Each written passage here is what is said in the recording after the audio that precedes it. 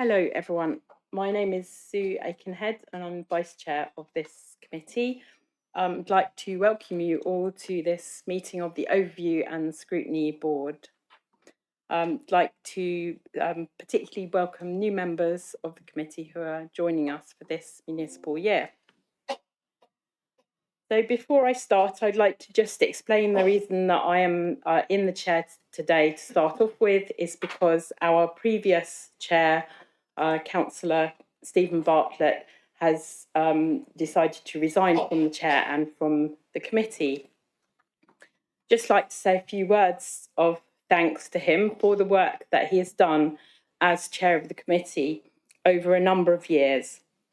He was appointed to this board in September 2019, and he was first elected chair in November 2020. He continued as chair until the committee was replaced with the Corporate and Community ONS Committee, and then he continued on as we became the ONS board. So he has been doing the job for quite a number of years and was very diligent in the way that he looked at the items that needed to come to the committee and did a lot of work behind the scenes to make sure that this committee ran smoothly. So I would like to record a minute of thanks to him in the minutes, if everyone agrees with that. Okay, thank you. So before we do anything else, I'd like to ask the Democratic Services Officer to read out the housekeeping notice. Thank you. Please note that this meeting is being recorded by the Council for live broadcast and will be published on the Council's website for a minimum of 6 months. The meeting may also be recorded or streamed for live or subsequent broadcast by members of the public, although ultimate discretion in this matter lies with the Chair. Please could everyone ensure that background noise is kept to a minimum and that mobile phones and other devices are turned off or switched to a silent setting for the duration of the meeting. For those in the room, that this includes turning off microphones and turning the volume completely down on all laptops. Thank you. Thank you. Firstly, can I ask if there are any apologies for this meeting? Mr. Chair, we've received apologies for this meeting from Councillor Lisa Northover. Thank you. Any other apologies? Are there any members substituting for this meeting? No substitute members, Chair. Okay, thank you. So we go on to our next item, which is the election of chair to the committee. So I'd like to seek nominations for chair, and I would like myself to first of all nominate Kate Salmon as chair. Does anyone wish to second that? Thank you, Oliver. Are there any other nominations for chair of this committee? Councillor Beasley. Thank you, Chair. I did try to indicate on another item earlier on, and I'd like to speak about Steve Bartlett when we get to an appropriate time, if I may. I'd like to propose Councillor Phil Broadhead as a member of the official opposition and as a former chair of Overview and Scrutiny. Okay, thank you. Do I have a seconder for that? Okay, Councillor Broadhead. So I'm wondering if we should perhaps take the election for this first, and after we have a chair, we should then, whoever becomes the chair, I'd ask that they will then allow Councillor Beasley to say something about the previous chair. So, so I believe we'll be going into election. Would you like to say a few words? If so, yes, I think that's quite helpful. Who would like to go first? Would you like to? Thank you. Okay, thank you. Thank you very much for nominating me, Councillor Aikenhead, and seconding me, Councillor Walters. I recognise that I am a newer councillor than Councillor Broadhead. I've been elected for 2 years now, and this would be my first chair as a BCP councillor, but not my first chairing experience. I have over 10 years experience of chairing formal meetings in other roles, and so I feel that I would be I do have the experience necessary. With 2 years as a member of this board, I understand how it works. And I just want to say that I think I would bring a constructive approach, holding particularly in mind the role of being a critical friend to the administration. That is the hallmark of good scrutiny. And I'd want to have a focus on how this board can best serve the residents of BCP, remembering that when we worked through last year, what we wanted our focus as a board to be, it was that resident lens that we were talking about, so holding that in mind. And remembering that the role of councillors is one of public service and putting that ahead of party politics or personal interests. That's all I want to say. Thanks. Thank you very much, Acting Chair. And can I just also pay tribute to Councillor Stephen Bartlett, who's done an absolutely brilliant job over the last 4 or 5 years as chair in the role. He was my choice to succeed when I stood down as chairman of the committee, and I think the effort that he's put into it will actually be really missed. So, but knowing Steve as I do, I wouldn't be surprised if we still see him as a regular feature here, because he cares an awful lot about many aspects of BCP. And has a lot to contribute still as well, I'm sure. Can I also say that I think Councillor Kate Sam would be an excellent chair of this committee. I've got no issue whatsoever with Kate, and as you've heard from her, she brings her own experience and flavour to the role as well. So I'm not entering into this contest for any other reason than I think I can also do a good job. The 2 points that I would raise in my kind of opening, if you like, is first of all about BCP and how it's operated. And I do think that putting party politics to one side, because there is no place for party politics in a scrutiny committee, and I think in my experience in previous couple of years running the committee, that I've demonstrated that I think we did a good job in keeping it out previously. However, there is an expectation from residents that all political groups and all political parties do play a role in scrutiny, in directing the role of scrutiny and chairs.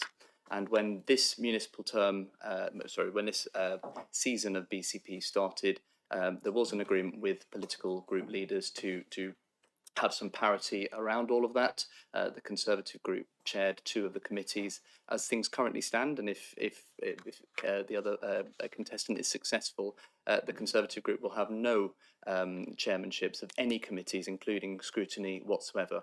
And not only would I think there's an expectation for residents that the official opposition should be having a strong part in the running of the council in terms of the holding the administration to account, but that is actually best practice as well. And whether you go to the Centre for Governance and Public Scrutiny or the LGA, all of them will tell you that the official opposition, it is best practice that they have generally the chairmanship in scrutiny, not for political purposes, but to demonstrate that you are holding the administration into account. And as it happens, the Green Party already chairs one of the other scrutiny committees. So this would leave the 4th largest party chairing 2 of the scrutiny committees and the 3rd largest party chairing the other scrutiny committee. So putting all that to one side, but I do think it's important that opposition do play an active role. And I think it is disappointing that the Conservative group have been pushed out. I would like to talk about me very briefly. As you've heard from my colleague to the left, I was previously not only the chair of Overview and Scrutiny Board, but the founding chairman of the Overview and Scrutiny Board. We created it from scratch in 2019, and to this date, it's still one of the most enjoyable and rewarding things that I've done, and I really enjoyed it at the time. Would like the opportunity to do it again. I think we did a good job, not just me, but the whole team that put that together, so much so that the Centre for Public Scrutiny still uses what we created as a bit of a blueprint, and I'm actually regularly wheeled out by the Centre for Public Scrutiny at many events to talk about that journey and talk about how to do effective scrutiny as a kind of a trainer with them as well. And then finally, in terms of my style, Kate very correctly said that the focus of her chairmanship would be on the residents. I completely agree with that. I also think there's different styles and ways of doing things, and Councillor Bartlett did a fantastic job running the committee his way. I have and would do it slightly differently. I think there is a very heavy focus at the moment on cabinet and the scrutiny of what the administration are doing, looking at the scrutinising, and not very much of the overview part. And actually, when I was chairman of the committee previously, we did really innovative things like a call for evidence for 5G, bringing lots of different groups in, and actually going above and beyond just just reacting to what the administration is doing. And I think that would be a really important part for us as a committee to get under the thorny issues for our residents rather than just sat here looking at scrutiny cabinet papers. So that's what I'd hope to bring to the role as well. So that's a summary from me, and I'd love everyone's support. Thank you. Thank you very much. So now we will go to the vote. So I believe we need to go. We pause the live We pause the we'll be pausing the live stream while we take the vote, as it's a secret ballot.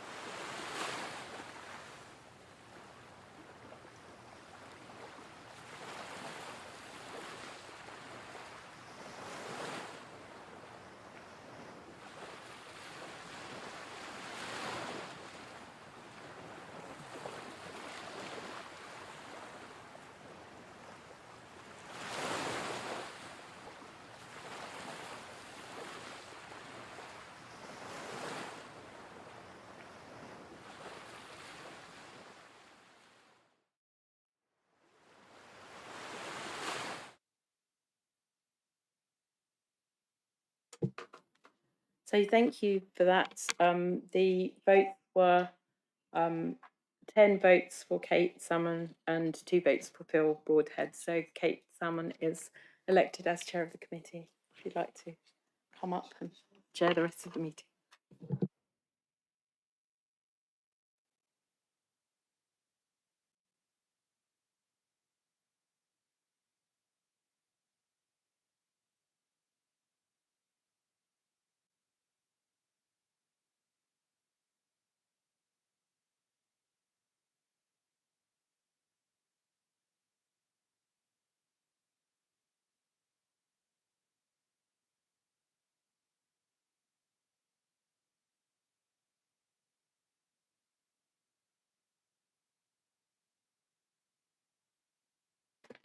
Well, thank you, everybody, and thank you very much for electing me as the chair, and I'm very grateful for your support.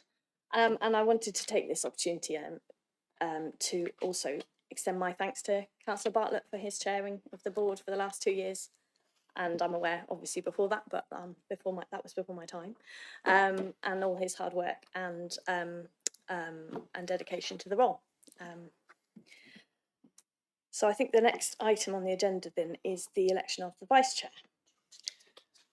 Did you want to take Councillor Beasley's? Oh, thank you. Sorry, yeah, absolutely. Councillor Beasley, you had an item referring back to something earlier that you wanted to talk about. So let's do that first. Thank you, Chair. It was after the Vice Chairman introduced the fact that Councillor Bartlett was no longer on the board, and I had indicated, and I just wanted to add to what had been said at that stage. So it's rather drawn out as a result of all of that, I'm afraid. But what I wanted to say was I've known Steve Bartlett as a councillor since he first arrived on Bournemouth Council, so it's been for quite a long time, and he's always been an assiduous member, no more so than whilst he's been chairing this board.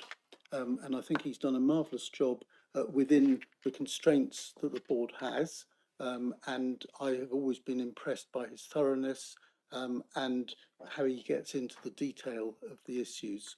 And I really wanted to make those points in particular and ask that the board perhaps could write through Democratic Services to Councillor Bartlett to thank him for his service and to reiterate that a number of members spoke along those lines, and that his work had been appreciated, that it had made a difference, because quite often, you know, we aspire to make a difference and we don't as members. But in this case, I am absolutely certain that he has, and to thank him for that period of service. Thank you, Chair. Thank you, Councillor Beasley. Yes, that sounds a sensible a proposal, so if we can take that as an action. Thank you.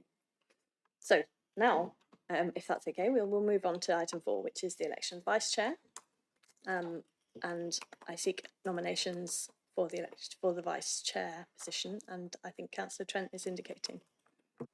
Yeah, I'd like to propose Councillor Aikenhead as vice chair. And Councillor Dower is seconding that proposal as well. Thank you. Are there any other proposals for the position of vice chair? Okay, in that case, Councillor Aikenhead is elected as our vice chair for this coming year. Thank you.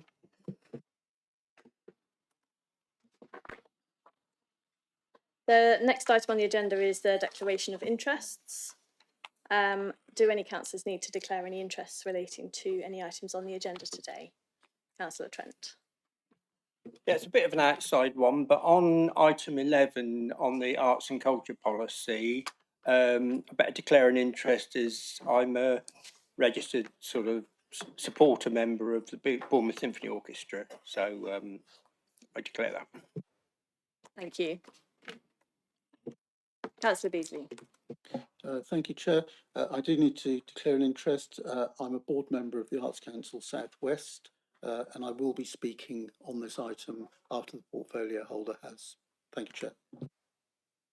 Okay, thank you, Councillor Beasley. Any other declarations of interest?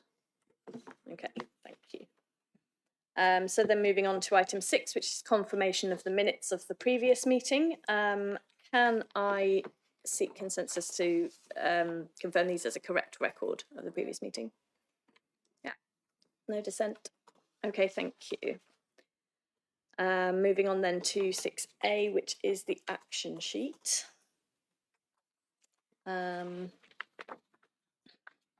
So, bear with me. I'll find my way around.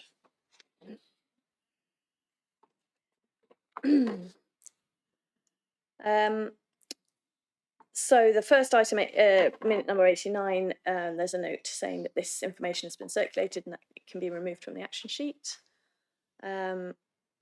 Item 103, minute number 103A, is an action for the ONS board chair.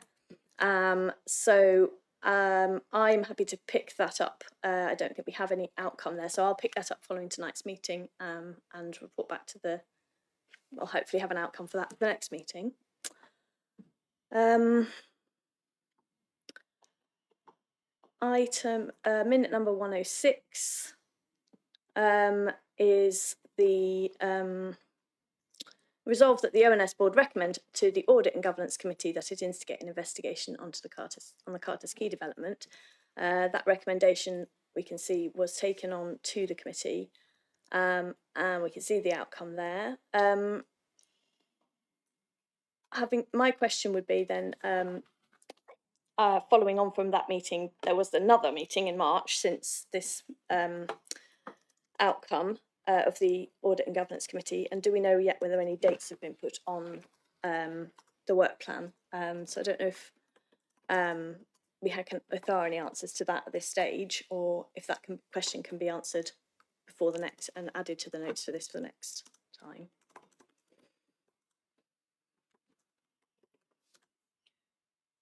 We can seek an update to add to the next publication of the action sheet. And also on that item, I understand from the March meeting of the Audit and Governance Committee that a further update was requested to be brought to the next Audit and Governance Committee on the 29th of May. So I'd like to keep this on the action sheet for the time being so that we can keep an eye, as it's still very much a live discussion at Audit and Governance. Then we've got minute number 115, which is the recommendations that this board put to Cabinet on the community governance review. Now, obviously, we all know that that's gone through Cabinet and Council, and this minute and the following minute are both recommendations from this board on the sort of pre-decision scrutiny, which the process has been gone through now. What I'd like to say is on this really is that these actions can be removed from the sheet, but I would like to suggest that going forward we ask Cabinet to provide a response in this type of situation, just to close off the process, to ensure we have a complete record of what's happened. Sure. I just want to suggest that maybe rather than removing them from the sheet, we should fill in the columns first when we get the response, and then remove them once we know what the response is from the Cabinet. Yes, that's yes, fine. I'm happy with that idea. I was going to say that because these ones have been and gone and are in the past, I would be happy for them to be removed. But going forward, before they were removed, it would be nice to have something written into the sheet that said what the outcome of those recommendations going forward was. And then the last one on there is completed as the 117, the community infrastructure levy. The recommendations were accepted. We can pass those comments to Cabinet Chair. Okay, thank you.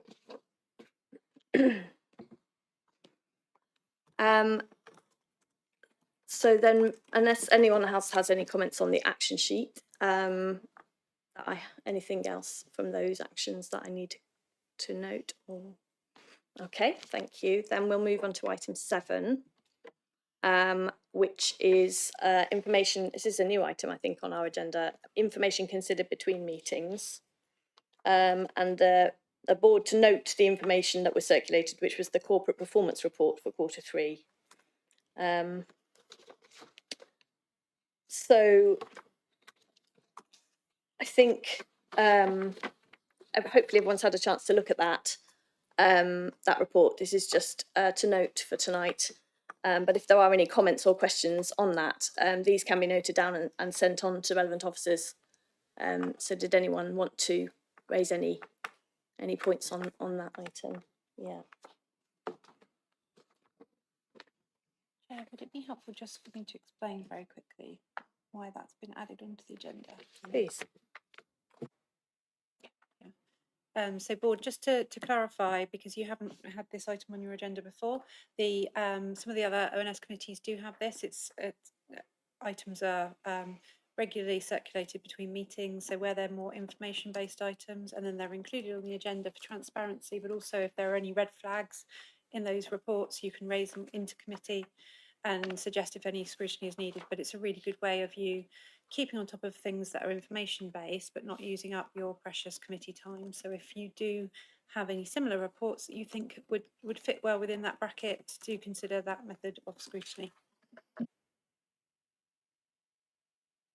Thank you. So unless there are any comments on that report, which I don't think there are, moving on to item 8, which is public issues. And could I ask Democratic Services for an update on whether there are any public issues? Thanks, Chair. No, we haven't had any public issues submitted for this meeting. Okay, thank you. In which case we'll move on to item 9, which is the BCP complaints policy. So this is a report that we are going to invite the portfolio holder, Councillor Andy Martin, and Matthew Bowdset, the Director of Customer and Property, are going to present to us. I'll hand over to them, if I may. Thank you.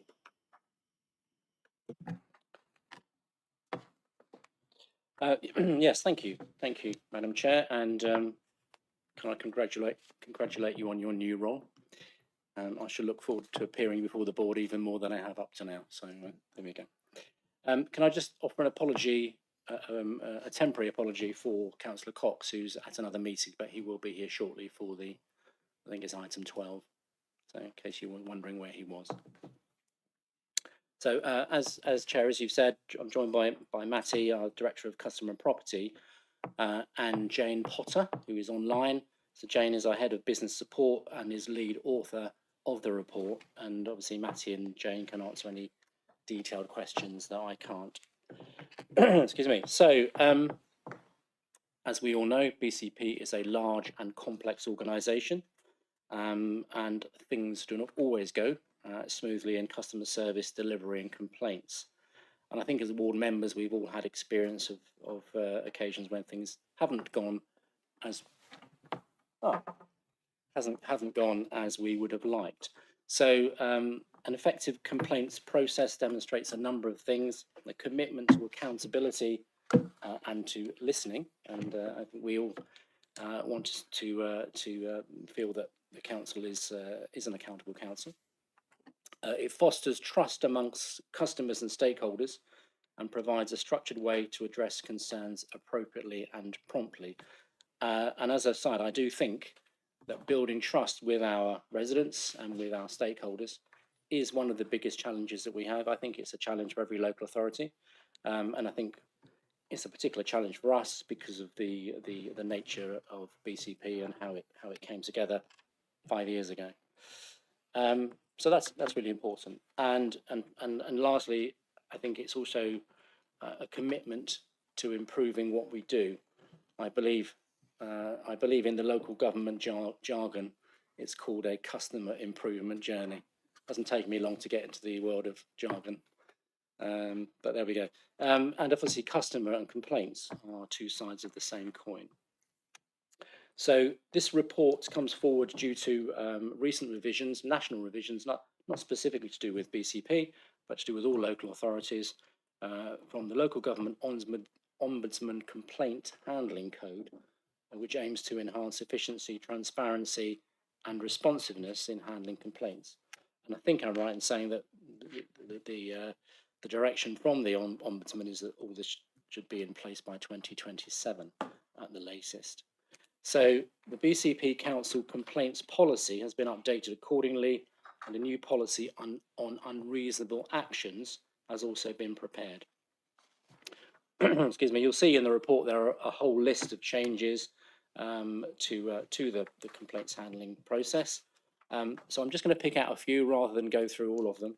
Number one, a more simplified complaints process, a stricter timeframes for acknowledging and responding to complaints, clear guidance for supporting vulnerable complainants, enhanced transparency, regular audits and monitoring of performance, greater collaboration amongst complaint staff and across organisations to pick up learning and good practice, greater use, this is very of the moment, because of AI, but greater use of technology, support online complaint handling and communications, and clear explanations for unresolved complaints.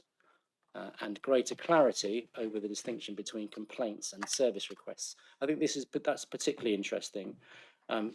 As in my own ward, for example, I dealt with quite a lot of requests, well, quite a lot of complaints, or people complaining, not complaints, but people complaining about their food bins not being collected, for example. So the residents were not formally complaining, they just wanted their bin collected, they wanted a service, they wanted something delivered or taken away in this case.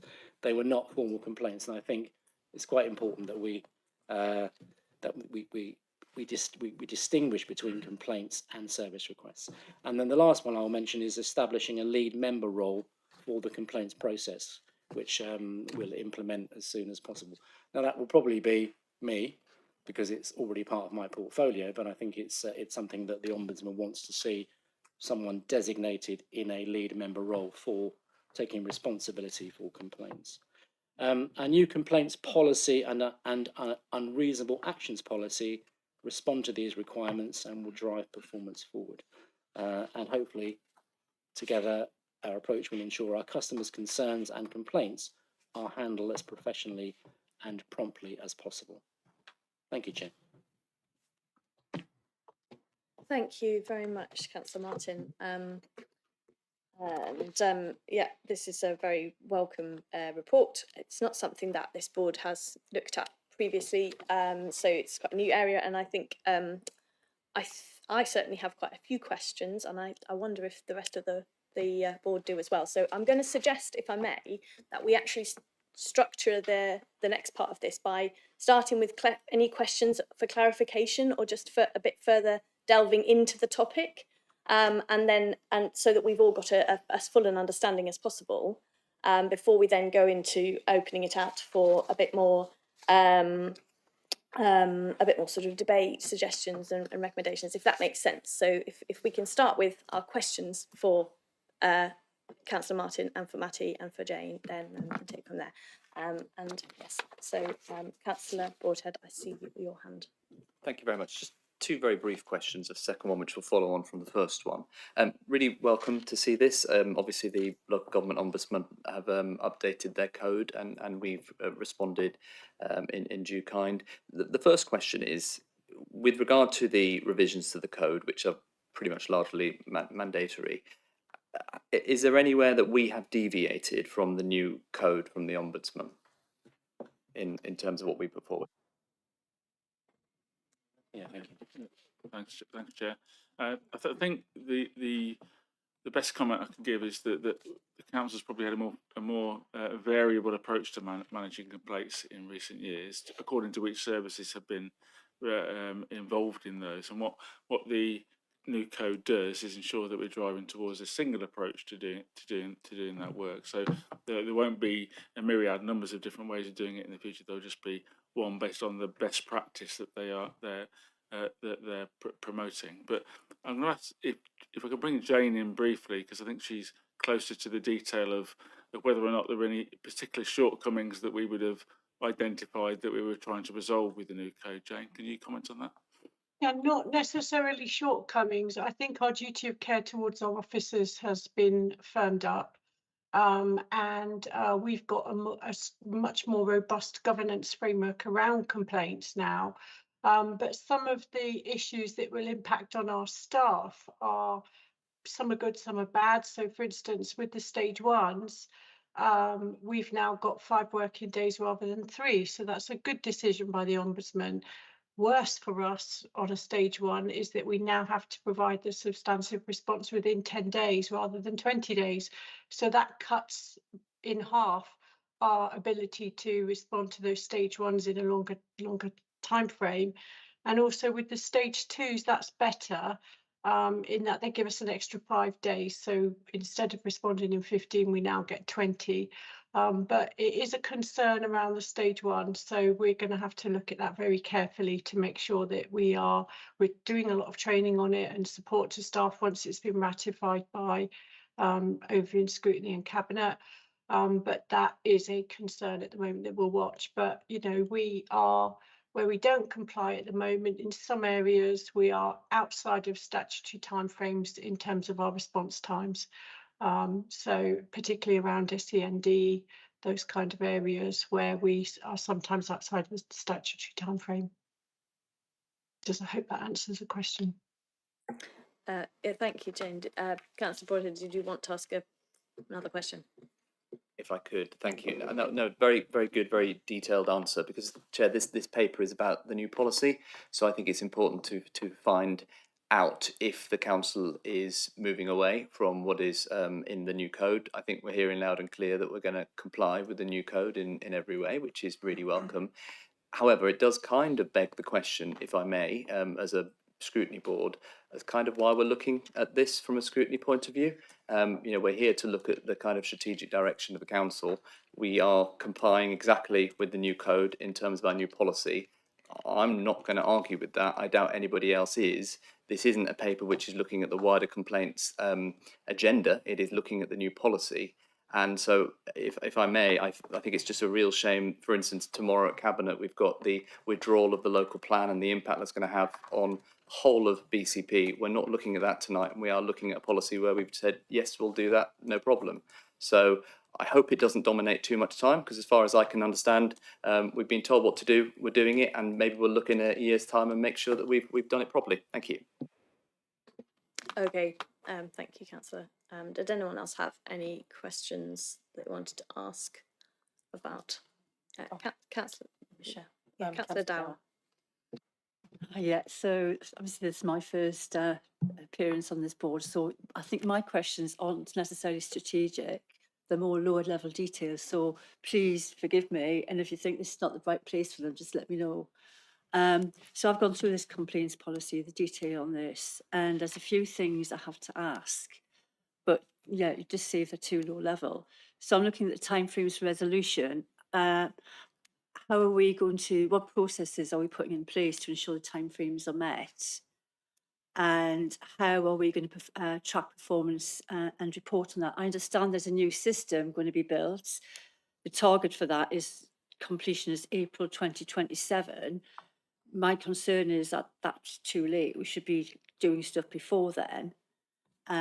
So that's what my first question. Do you want to answer that one first, or go on to the next one? Thank you. Are you happy for me to answer it, Councillor Martin? Yes, if you cover what I say, I won't need to say it. So Sorry. Yes, We've got individual monitoring systems in place at the moment across the all the different services, and they are gathered. There's an AI process that we're using at the moment to do the analytics around gathering that information, and that's in place across the whole authority. And it will be replaced by the new database, as you quite rightly pointed out. That's not due to go live until next April. It will be built this year and it will be tested this year. But we'll go live next April. So until next April, all of our reporting is still spreadsheet reporting. It's been centralised through an MS Teams project, but it is still spreadsheet reporting at this stage. Great, thank you. Can I ask my next question, Chair? Yes, go ahead, Councillor Dower. Sorry, it's just around the vulnerable complainants. So we've made that, obviously we'll make sure they get extra support. I just want to make sure that we've actually got a process in place to make sure that they're identified and how they're identified and what support will be provided. can I leave that one with you, Jane, as well, please? So individual complainants have got an ability to register a complaint with us. They can register it verbally. A complaints officer can go out in person and take that complaint. They can put it into an email. They can put it into the central email system, or they can write to an individual officer at the moment. And it's our responsibility to gather those complaints and to assess any special requirements those staff, those individuals have got regarding any kind of neurodiversity or any other form of disability. And then we've got a range of packages that we can offer, including sign language, to be able to support them. We're also exploring ways that we can translate for individuals who have English as a second language and struggle to understand English. We've cracked the written translation work now. That's on trial with AI. And we're just about to start trialing the verbal translation work with AI. At the moment, we have to use translators, which is expensive. So we're looking at ways that we can bring down the costs, as well as make sure that these services to our vulnerable community are the best we can offer. Thank you. I've got 2 more questions. Is that okay? Yeah, go ahead. Thank you. I want to make a mark, on my first appearance. So my next question is about accountability for unresolved complaints. So have we got a decent process and procedure for that? And how do we make sure that those aren't lost in the backlog? Yeah, there is we monitor all of our complaints. So we monitor them at stage 1, which is the initial complaint handling or straightforward issues that can be resolved quickly and informally. Stage 2 is when an issue is complex, unresolved at stage 1, it goes to stage 2, or requires a formal investigation and detailed response. They're all monitored through the spreadsheets at the moment. And then for the statutory service areas, there is the possibility of stage 3. Those cases can be escalated after stage 2, where that necessitates an independent review or decision because it still remains unresolved. But unresolved complaints also, we have to categorise and catalogue unresolved complaints because it's one of the reports that we have to submit annually to the Ombudsman. So there is a clear record of unresolved complaints across the service. Perfect, thank you. And finally, Chair, if that's all right. So this is on the summary of financial implications, item 21. It says there are no financial implications associated with this change. But I would wonder, how are we going to pay for the single case management system? And isn't that part of the financial and resource implications that we need to account for? Who would like to take that on? To you, Chair. The new system will be developed for our own Dynamics, Microsoft Dynamics system that we already have. So we're not buying a bespoke off-the-shelf system, but we'll be adapting using the skills the IT team have in developing within Dynamics to create the system within the software we've already procured. So there shouldn't be any additional costs to using that system. And my team and I have already built the framework. So we've built the whole specification for the new case management system. So that's been incorporated as business as usual into our service. Okay, thank you. And Councillor Dow, did you want to just come back quickly on that? No, that's great. Okay. Thank you very much. Right. In that case, I think Councillor Waite, move to you. Thank you, Chair. Yes, I also have a number of questions, but hopefully this will be a quick back and forth. Page 30, actually, as the page is irrelevant, this whole policy, is this a public facing document? Yes, okay. Yes, so I think then that the text should be left aligned, like one of the documents that we've linked, it is done in that way, which is a more sort of readable format. I hate this format and it's not suitable for customer facing documents, so can we get that updated? And then, yeah, I have a specific one on the bottom of page 35. We're saying 8.12, so responses to stage 1 complaints can be written, verbal, or in an audio format. I've had this happen as a complainant. Somebody will just, leave you a voicemail and then that's it, case closed, they've got away with it. I don't want it to be that. So how many attempts are made to actually speak to the customer before we consider it to be sort of closed off? And are we, as part of, capturing the complaint, going to get, times when the customer is available? And I would suggest that the backup would be email rather than voicemail, depending on the needs of the customer. Jane, you answer that one? Thank you. Yeah, we will always now develop. We have developed a written format response, but also for members of the public who have let us know that they have any kind of visual impairment, we're recording a voice message for them as well. But nobody's left a voice message any longer. That's not part of our process. I would find that unsatisfactory. Yes, yeah, I would. Yeah, it might be a good idea to just clarify some of that wording then around Absolutely. 8.12 to express that you want to actually make meaningful contact, I would say. Yeah, Thank you. yeah. I think that's a very valuable point. Thank you. I'll make that clearer. Lovely. I have a suggestion regarding escalation. Now, I can see certain grounds for escalating from stage 1 to stage 2, and it seems that people only have it once they've had a response from stage 1. But if you've gone past the time scale and there's no explanation given, I think that should be grounds to escalate to stage 2. Or even if there is an explanation given and it's just going on and on and on and you're just being sort of strung along, you know, people need the ability to raise that to a director if a manager, for whatever reason, isn't getting back to them in a timely manner. So I'd like to see something in the complaints policy about timescales to escalate to stage 2.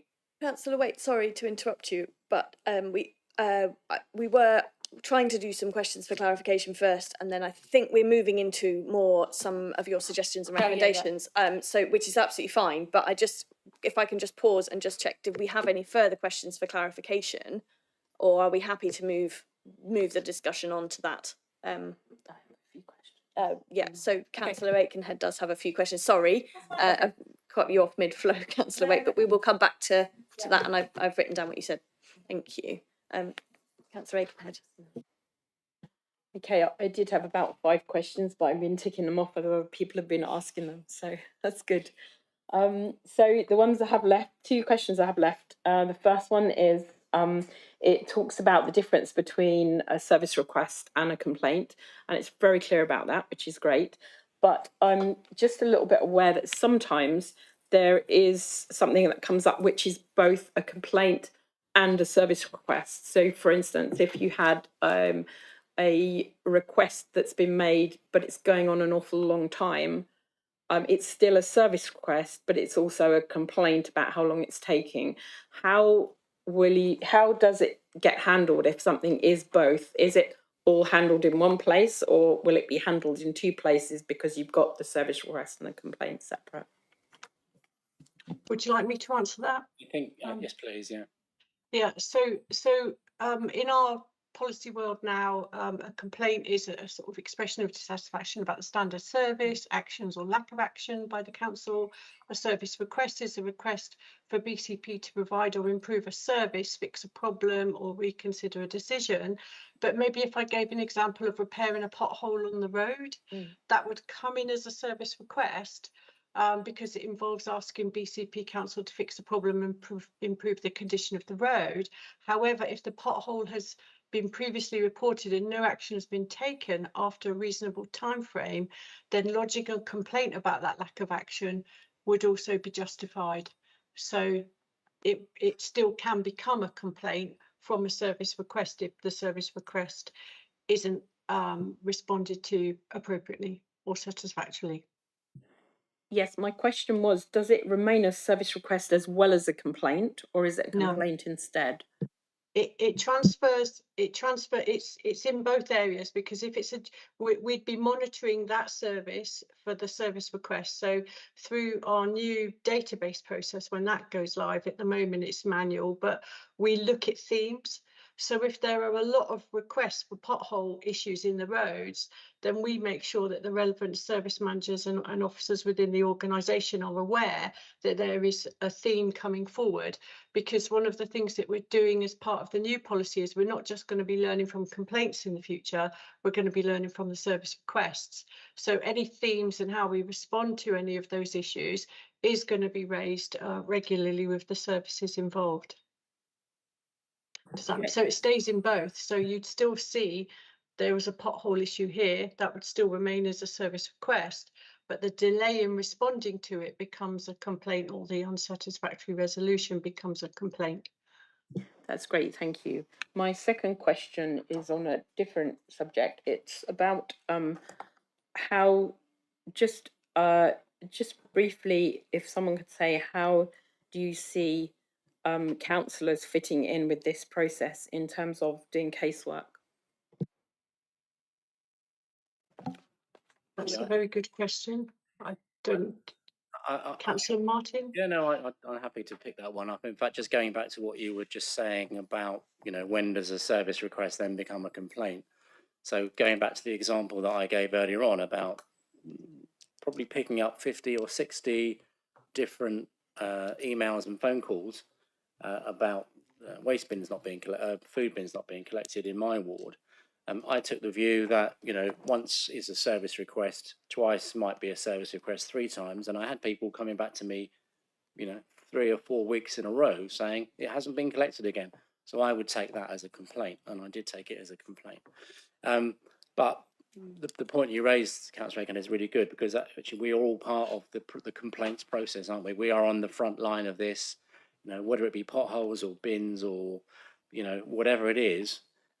So I see our role in this as absolutely critical, particularly when you get people who say, I tried to get through to the council, but I gave up because I had to wait too long, or I just couldn't get through, or whatever.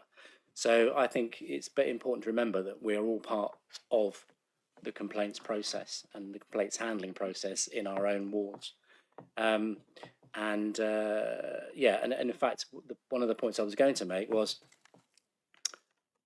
because that is part of my portfolio, whether it's as cabinet portfolio holder or is it as lead member, if that is the new title for this particular part of it, I would very much welcome, and I was going to make this point anyway, very much welcome. I don't want to open my door to hundreds of complaints, but if you find that there's something that you don't think is being dealt with, or it's something that you want me to be involved in terms of passing on, I will be very happy to do that. So please use that role, my role in complaints, as an outlet for when you get frustrated about something, and obviously I can talk to Matty and Jane and the team. So to answer your question very quick, very succinctly, it's fundamental to the whole complaints process. There are 76 of us, and we've all got a role to play in that. Thank you, Councillor Martin. Does that cover your questions, Yeah, Councillor Reagan? Okay. In which case, unless anyone else has a question, I think we should move on and discuss any. Councillor Waite started us off with a few suggestions, and I want to come back to particularly the last thing point you were making, which I didn't quite let you finish. So that's right, I understand. I think I got. I thought we'd moved on, but we hadn't. Yeah, I think I explained it. As long as the officers are sort of clear on it, now it's about the ability to escalate to stage 2, just if you're not getting anywhere timescale wise. is that been? Sorry, that's a suggestion / challenge. Can we do it? If not, why not? Yeah. Did officers want to come back on that one? Well, typically the complainant will ask for it to be escalated to stage 2. We make it very clear to them they have that option if they're not satisfied with stage 1. I think if you're suggesting we would automatically, is that what you were saying? Automatically escalate without the customer asking us to? No, I'm saying that if you have to wait for your outcome of stage 1 in order to escalate to stage 2, what do you do when you're stuck sort of 6, 9, 12 weeks later, not getting anywhere with a manager, and you need to escalate to a director, but this policy as it's written says that you can't, because the only grounds for escalating to stage 2 are if you're unhappy with the outcome of stage 1. So we need to give people grounds to escalate to stage 2 on the basis that they've been waiting too long. No, sorry, I totally understand what you're saying. Yeah, I think reasonably we wouldn't want to add delay to prevent somebody from naturally exploring a stage 2 complaint that they would otherwise do, and we're making them hang on so long they're not getting the opportunity. So I'm not sure, Jane, whether that's covered within the policy or whether we would need to think about a slight amendment to ensure that we're required to deal with stage 1 in a timely manner, so that circumstance you just described doesn't arise. Yeah, I mean, we've got monitoring, more stringent monitoring in place now to chase officers ourselves to make sure that things are handled in a timely way. And we do occasionally handle complaints at a stage 2, unfortunately, where someone is unhappy with the delay in their stage 1. So they might not be unhappy with the outcome, but they're unhappy at how long they had to wait for that decision. And we have dealt with stage 2s at that stage. But I don't believe we can just skip into stage 2 straight away. I think that what we need to do is be clear about how the central complaints service now operates to ensure that complainants have got more support at a central point to get their cases resolved at stage 1, because obviously our entire mission is to resolve at stage 1 and never get to a stage 2. That's utopia. So what we're trying to do is make sure that officers, we guide officers more regularly now about what we would expect to see in their stage 1 responses, and they are on a ticking clock, so which is monitored. But again, there are areas where they are struggling to deliver in the timescale at the moment. So we keep reminding, keep pushing them. But I would say the length of time you're describing there is very surprising, and we would have to escalate that to director level if there was an issue of that length in terms of progressing to stage 1. And we would do that. We have done that in the past. Okay, so would you be willing to put something in the policy in terms of if you've been waiting for longer than 6 weeks, Yes. you can automatically go to stage I 2? think- Because this is what you have in other complaints policies that I've dealt with. And I haven't done this before on OSB, but if it's permissible, can I make that as a recommendation to go to Cabinet? And sorry, is it for me to ask for a seconder or for you as chair? Well, I think so I've been noting down the suggestions that we've got, and I think if we have a few of those, it might then we talk about how we take those forward to, you know, once we've sort of made sure we've covered everything that people want to say.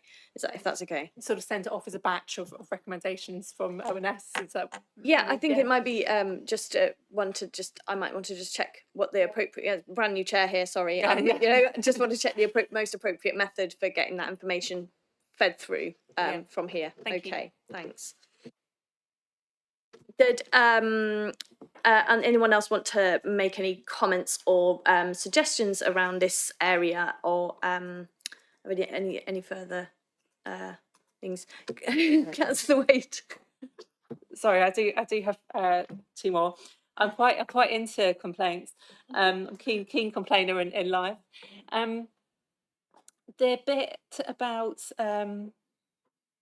page 38, where we're referring to contractors, and they should notify the council of the complaint via the council's complaint function. I'm wondering how cumbersome that is, because, you know, if you're a contractor, you're out and about, all you want to do is forward it on the email or forward on the text that you receive from a member of your staff.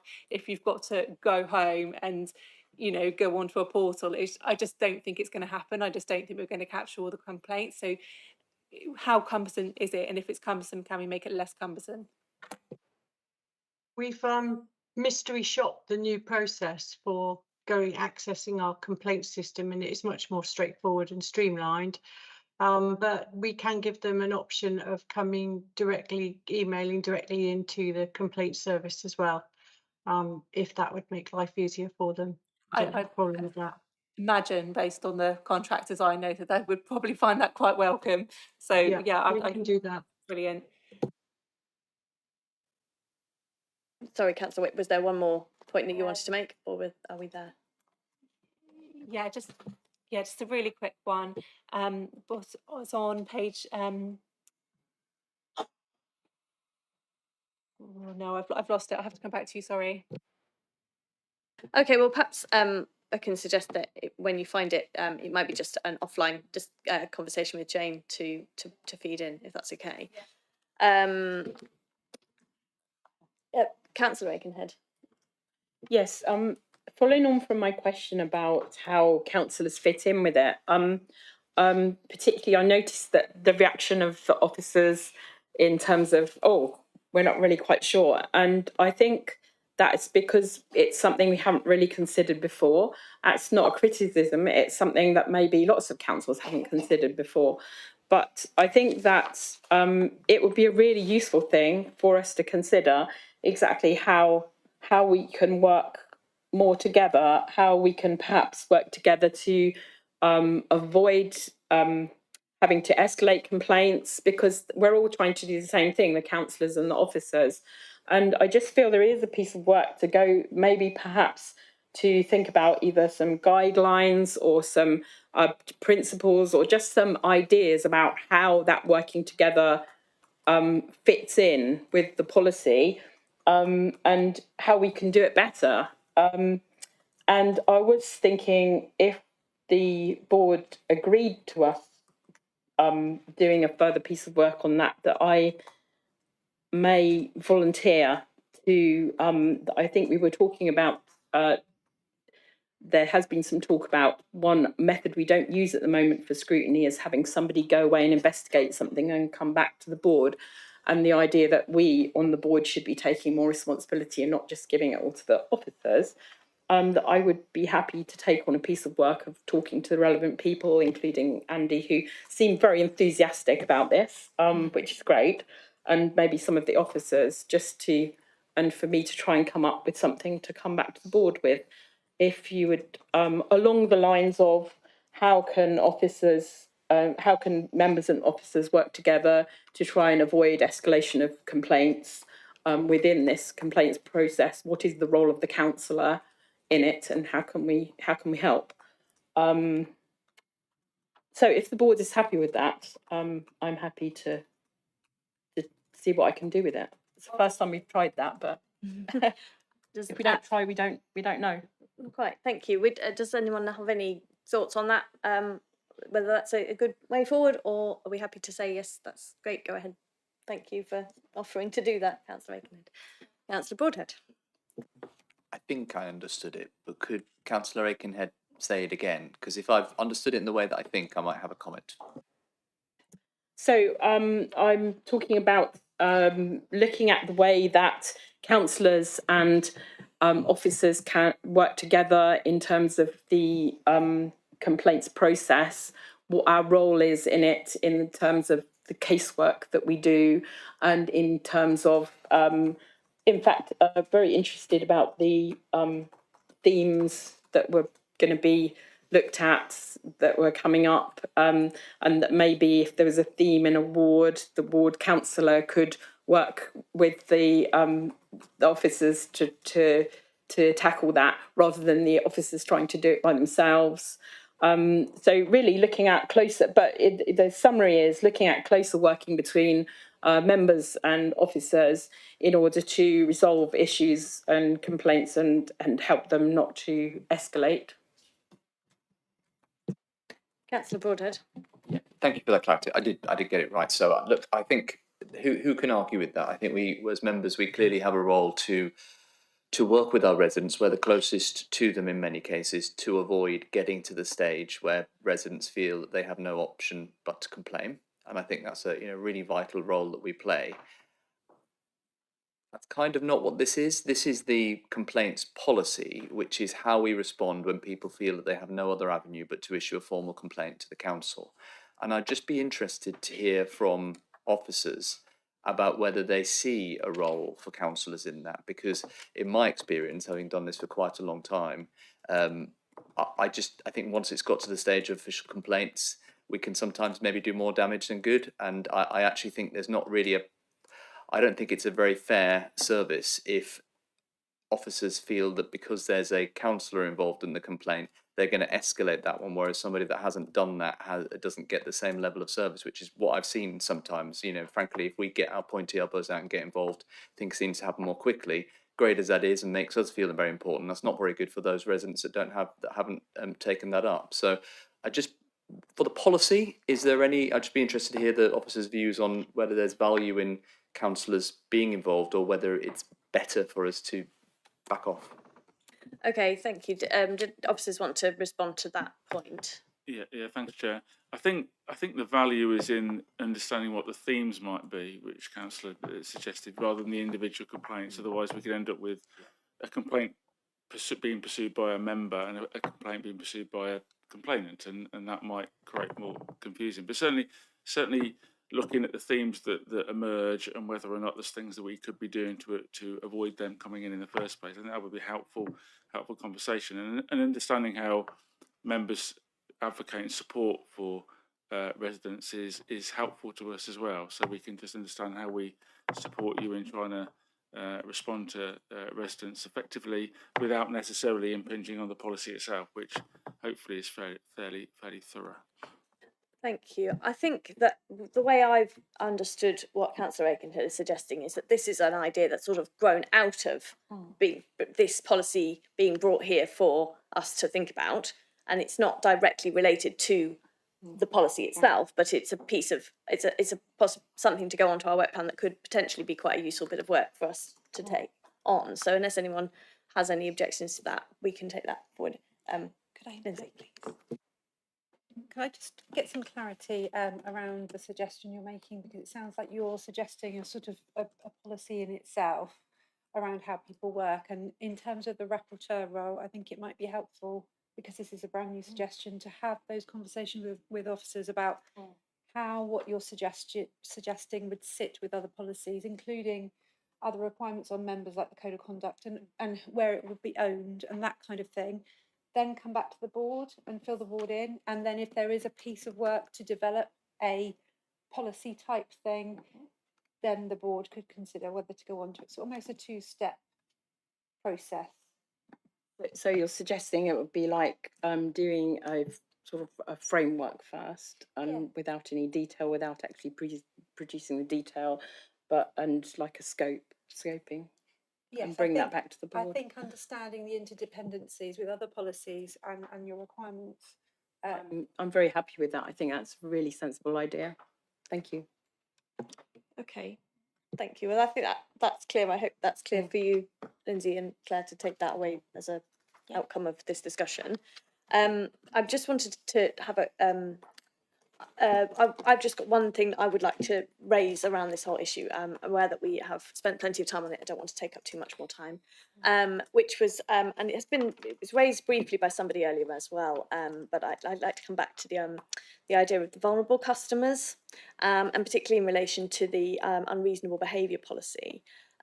Just thinking about something that I was reflecting on when I was reading these reports, the report and the policies, was fully understand the need for clear boundaries to be put around behaviour and expectations of how customers, what is and isn't acceptable behaviour from customers. But we do talk about vulnerability, and I think I'd really like us to make sure that that definition of what a vulnerable customer is really as inclusive and as wide as possible, and that we think about all the different ways in which people can be vulnerable. And one of the things I was reflecting on was that the unreasonable behaviour in itself can sometimes be a symptom of some difficulties that someone is having, and that I want to make sure that we're thinking in a joined up way about how we best support those people. So as part of our policies, can we think about vulnerable people and potentially unreasonable behaviour, and how we make sure that different parts of our organisation and our partners are talking to each other again, it's around de-escalating and avoiding things getting to the very formal complaints or getting to stages 2 and 3 and so on in complaints, by thinking about how can we support people to row back from unreasonable behaviours, for example, by recognising where those behaviours are coming from. I hope that makes some sense. I don't think I've put myself very clearly, but that was just the bit I wanted to feed in as something that occurred to me through my reading. Councillor Dower, indicating. Thank you for that, Councillor Salmon, because I wanted to go back on that one as well, because it was one of the examples that we used was neurodivergence, and that is where councillors, or in particular myself, end up supporting residents quite a lot, because they don't seem to be getting the support from the officers in the council that they need. So I would really like to see a robust policy around how we support people with neurodivergence and how that can be supported better, because at the moment I don't think it is. Thank you, Councillor. So I think coming out of this, we've had quite a few different suggestions have come forward around potential ways in which we could feed in some further thoughts to these policies. I wanted to see if Democratic Services would like to suggest the best process for us getting that information to go through to the next stage in this context. Thank you. Yeah, Chair, I think previously comments from this board have either gone forward to Cabinet as formal recommendations. We would need a more formal form of wording on the things that have been raised, if that's the case. And they will be passed and published to Cabinet, which meets tomorrow. The other way of doing things is that sometimes the ONS board chair will go along and give a flavour of discussions on some key points that have come up.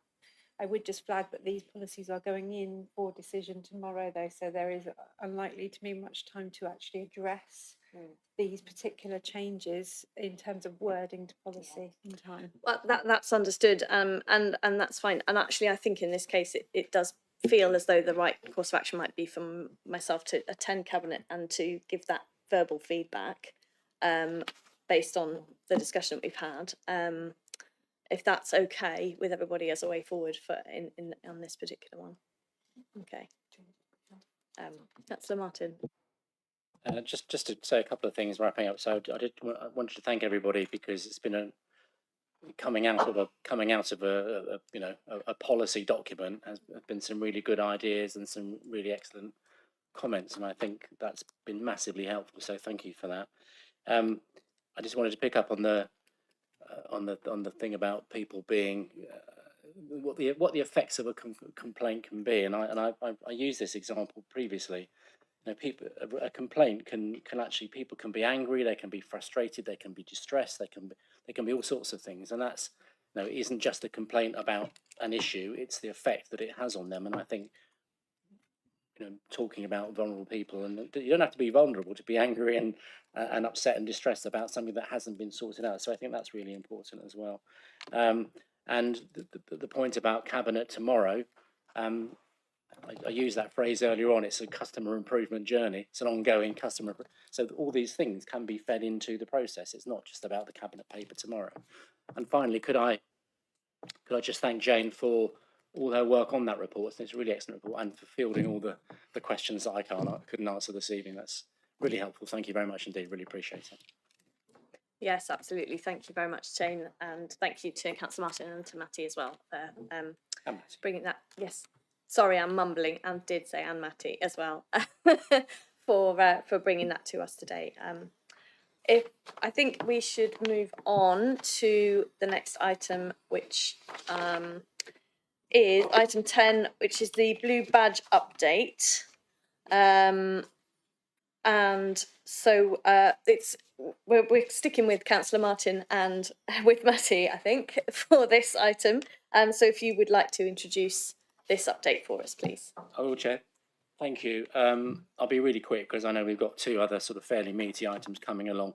So, and also just to note that I'm also joined online by Stuart Walters, our Customer Services Manager. So just so you're aware. Yes, thank you. Hello, Stuart. You will be, I mean, members will be aware that I came to, Matty and I came to committee board in October, when we were looking at blue badge times then, renewal times, and they were at 14 weeks, which you will remember, and it's clearly too long, clearly where we didn't want to be. Lots of action has been taken in the last 6 months.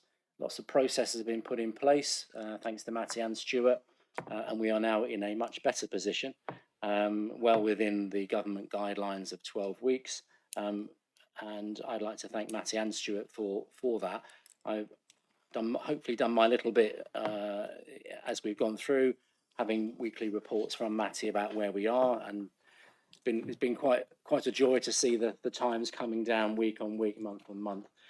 So what I'm just going to do is pass over to Matty or Stuart, not quite sure who, in terms of explaining what's been done and where we go from here. So thank you.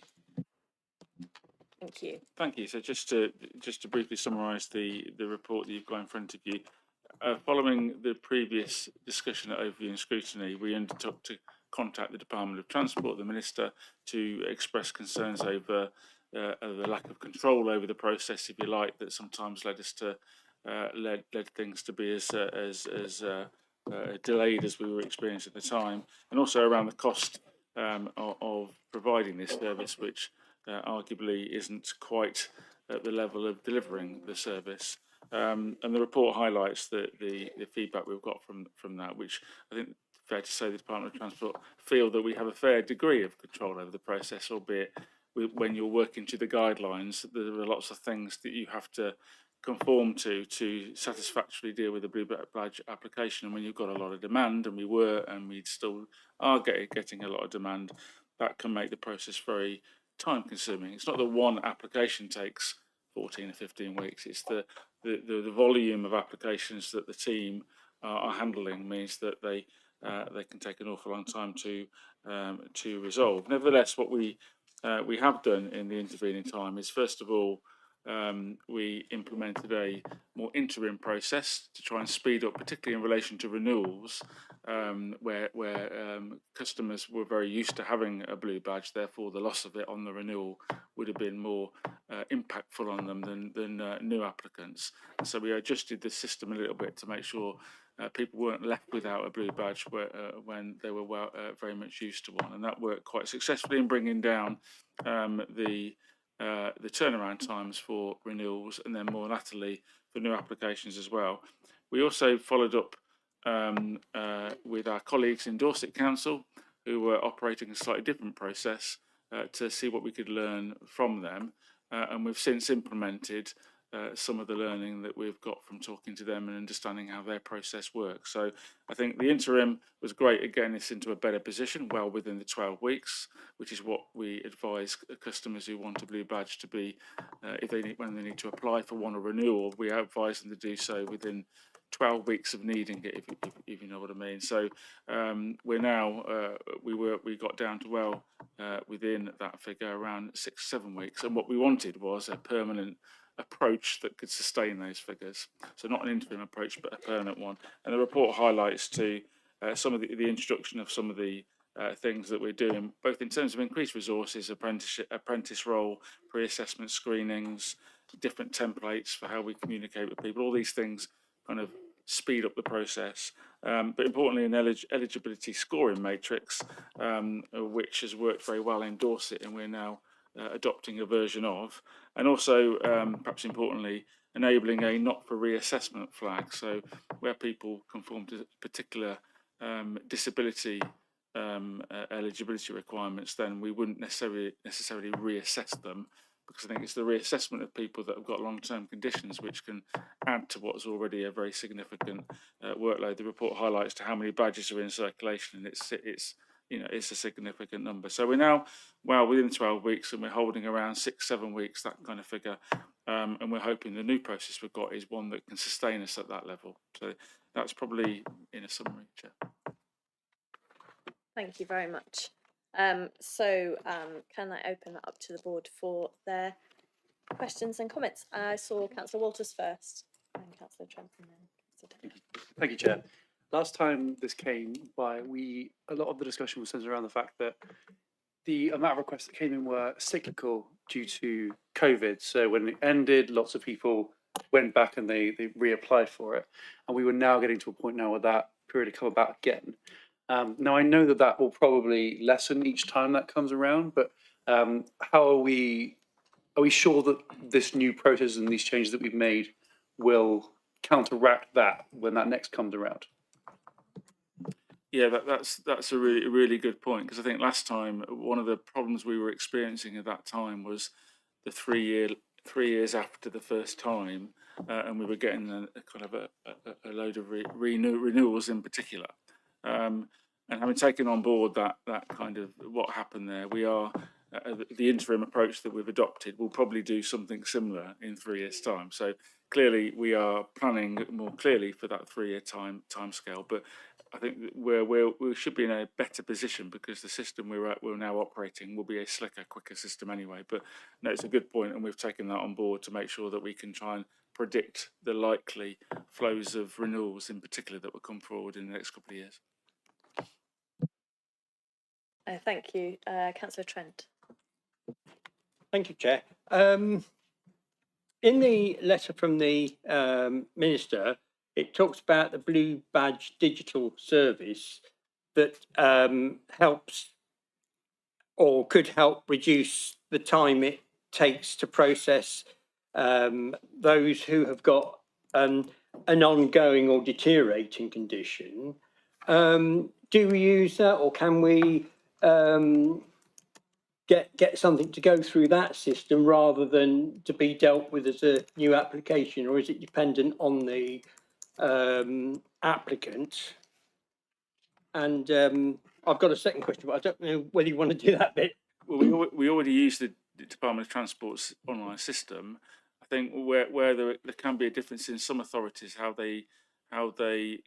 they consider would be conditions eligible for not having to go through the full process again. So, and that's something what we've learned from our interaction with Dorsey about how they judge some of those conditions. So we are trying to adopt that slightly less risk-averse approach, if you like. So we're not forcing people to go through proving their conditions when actually that could be avoided if possible. But I'm just going to ask Stuart to come in on that, just to touch on the DOT system. Stuart, you're able to give me some clarification on that, please?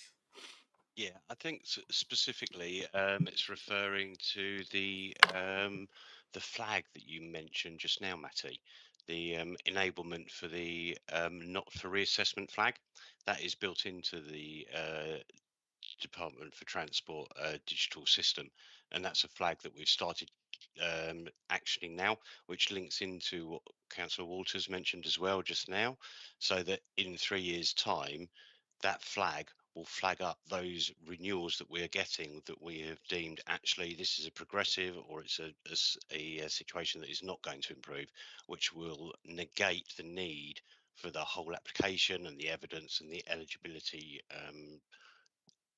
triggering. So overall, those things should address both the issues. Yeah, thank you. I think that would actually help speed some things along. The other question actually is to do with allegations of abuse.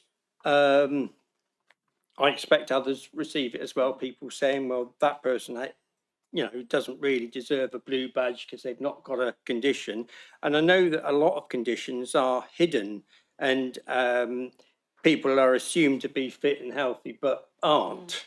But I wonder what the processes are if there is an allegation of abuse of the blue badge. There's one that we've got in our ward, casework saying that X isn't properly disabled, but they're taking up the disabled spaces. But I wonder what the process is for investigating this and making sure that we don't have people that are passing the blue badges around and friends and relatives using it.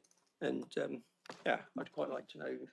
Yeah, I mean, as you say, many conditions are invisible, and indeed, the person driving the vehicle might not be the person with the disability because they could be transporting a family member or so on. So, but I'm going to ask Stu to expand a little bit on the investigation process. Stu, you able to do that? Yeah, it's a very delicate situation because, as you say, it's a lot of hidden disabilities out there, and obviously people do make reports to us of suspected fraud, and obviously protecting individuals. We can't go back to the person that's made it and said actually this person is perfectly entitled to be using that. So we will investigate the information we're given. We will look at the applications. We will write to and speak to the badge holder just to check that they're aware that their responsibility as a blue badge holder and they're not allowing family members to use it while they're not in the vehicle. And in certain circumstances, we will refer it to the fraud team in the council to carry out a more detailed investigation. Hope that answers the question. Yeah, I think so. But, you know, it's obviously a sort of a process that, you know, we need to be aware of. But, you know, I'm always very sort of open-minded about what someone comes forward with because of that reason. But there are examples that we do come across when, you know, someone else borrows a car and uses the blue badge and so on, and that's obviously an offence. And, you know, so it's, yeah, needs to be dealt with delicately, but firmly if there is a abuse. Okay, thank you, Councillor Trent. Councillor Dedman, I think, was next. Yes, thank you, Chairman. I just wanted first of all to say that I think you've made a lot of improvements, which is good. Secondly, I thought the letter from the Minister was quite disappointing. It didn't actually say much, did it? But fair enough. And thirdly, I'm just surprised that we went for information to Dorset Council. Would they be considered best practice? Is there not, you know, is there not a sort of, this is the best practice, this is how to do it, this is the way it works best? Why would we go to Dorset Council? I mean, every council does it differently, and if so, why? Well, every council starts to work within the guidelines, but the way you interpret the guidelines can be a little bit different. The reason we went to Dorset Council is partly because our relationship with the team over on that side is one where, you know, we can be very open about what they do, and then you know, there's no, because there is always a danger that a council might be interpreting the rules differently, but not willing to share that with us in a very open way. So we have quite an open exchange with Dorset. So therefore, we were able to get probably into more detail than we might be with any of the council. But there is a kind of a group that deal with blue badge inquiries, which Stu can make inquiries of, but you don't always get an awful lot back from them. Sometimes it's easy to talk to people that you're familiar with, and that's what we did on this case. Okay, thank you. Are there any other points that people wanted to raise? Yep. Okay. So Councillor Dower, first of all. Thank you, Chair.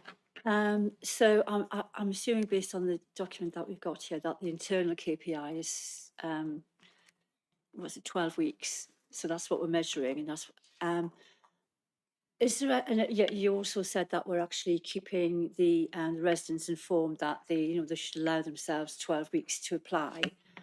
I'd just like to understand how does that happen? How do we keep them informed? And is there any way that we can actually use the technology or website, etc., to actually report what the current backlog is, so that the residents are getting sort of up-to-date information?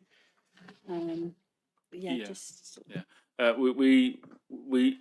stick with 12 weeks mainly because if we give a customer the precise turnaround time at any one time, then they can end up working to that, particularly when they come to a renewal. So I think one of the problems we've had in the past is when we're working at a quicker speed, and a couple of years later, or whenever it is, they then assume it will take the same amount of time, and actually then we could be under a lot more demand. So the Department of Transport give a guideline of 12 weeks. It's not a target, it's just the outside of it, the outside kind of time frame.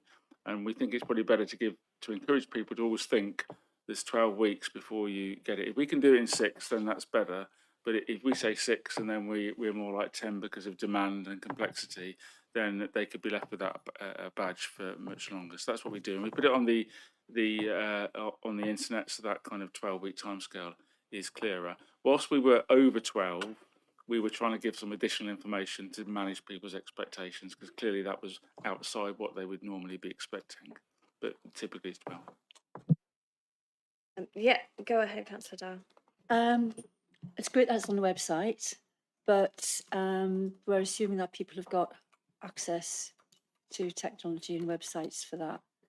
So I'm just wondering, you know, I'm making a bit of a generalisation here, but there are many people who are probably not digital, who have got blue badges. How are they told that they need to allow 12 weeks?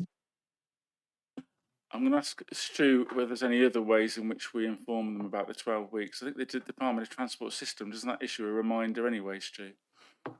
The DFT system will send an automated reminder, but it will do it only where an email address exists.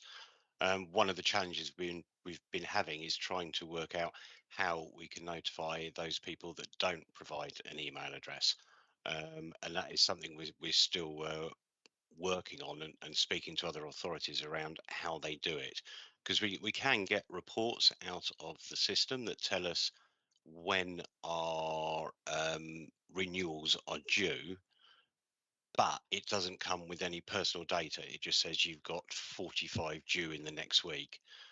So we're trying to understand if there is a demand out there from other local authorities to get a separate report or a bespoke report built by the DFT to enable us to get that information. So we are looking at it at the moment, but there isn't one available to us at this moment.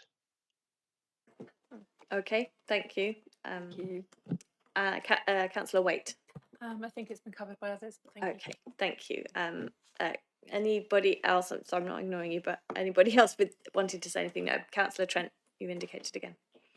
Yeah, thank you, Chair. When we had the working group on blue badges, one of the ideas that was floated was actually sending out a written reminder, but it was felt that that was a rather expensive exercise.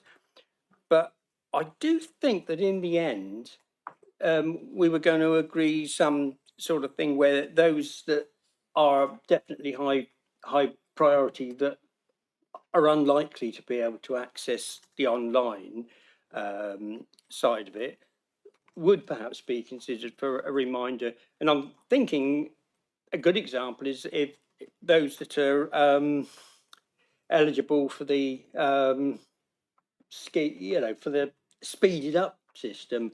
And I wonder whether we are doing anything or could do something to perhaps remind those people who are obviously in a much more dependent sort of state, whether we've can do something or are doing something.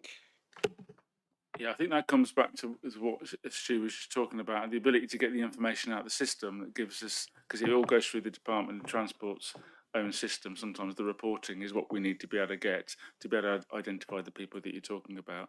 And it's correct that not everybody will be digitally, savvy or enabled, and there will be a proportion of people that might therefore miss the renewal timescale, and then that they're adversely affected, really. But I think I'm sure Stu will correct me if I'm wrong, but I think that's down to the reporting that he just referred to.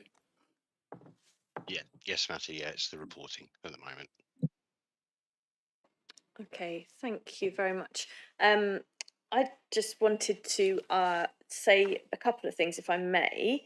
So just to echo what others have said about it being good that we've got the waiting time down, and that it looks as though there have been some really good steps put in place to make sure that remains the case.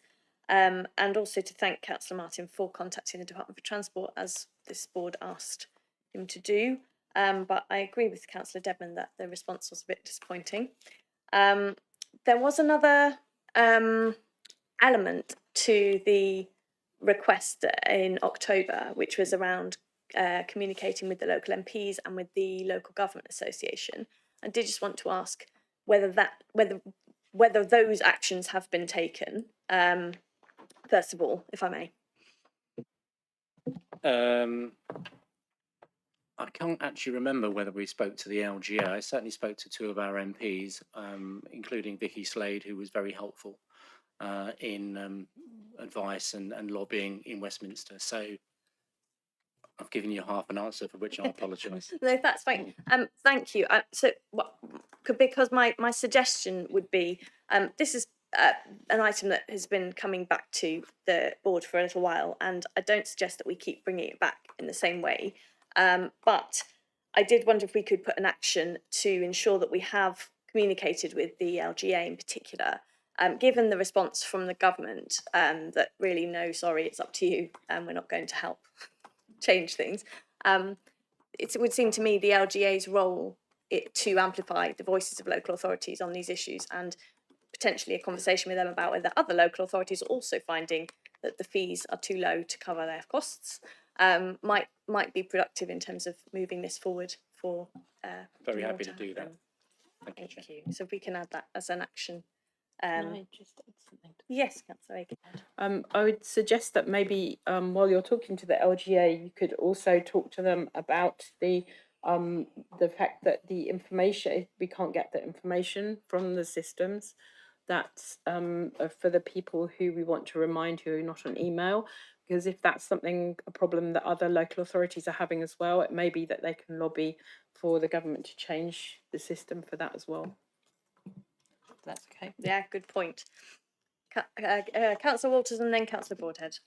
I was just going to suggest, as we're now in a much better place now, rather than this coming back on a regular basis, if we could just maybe request, if it shoots up by more than 2 weeks again, that at that point we bring it back. But until something like that happens, that maybe we just strike this from regular updates.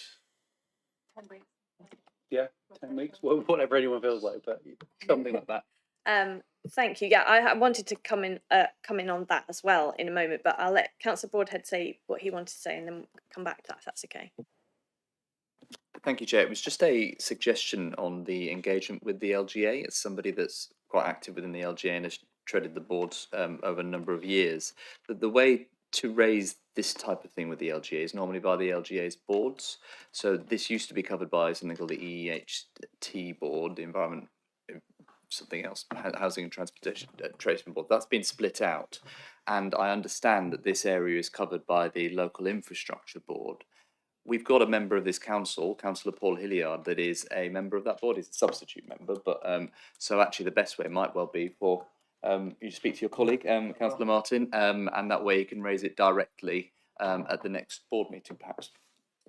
Thank you, that's helpful, and I'm very happy to leave that in your hands to decide how best to take it forward. We have it as an action, so then we'd like to know what happens when something has happened, please. Just to come back to Councillor Waters about what we do to kind of monitor this, I was going to suggest that this stays on the action sheet as an annual, just an action on the sheet, not an item to come back, but just an annual review to see where we are in a year's time. How's the waiting list looking? Is it about where it is now? Is it longer? Is it shorter? You know, and then we can see if we need to bring it back into the board again or not. Does that sound okay? All right, thank you. Sorry, Chair, we have a hand up. Oh, thank you. So Councillor Carr-Brown, if I can come to you. Hello, thank you, Chair. Apologies. I just wanted to ask a question on this, if I may.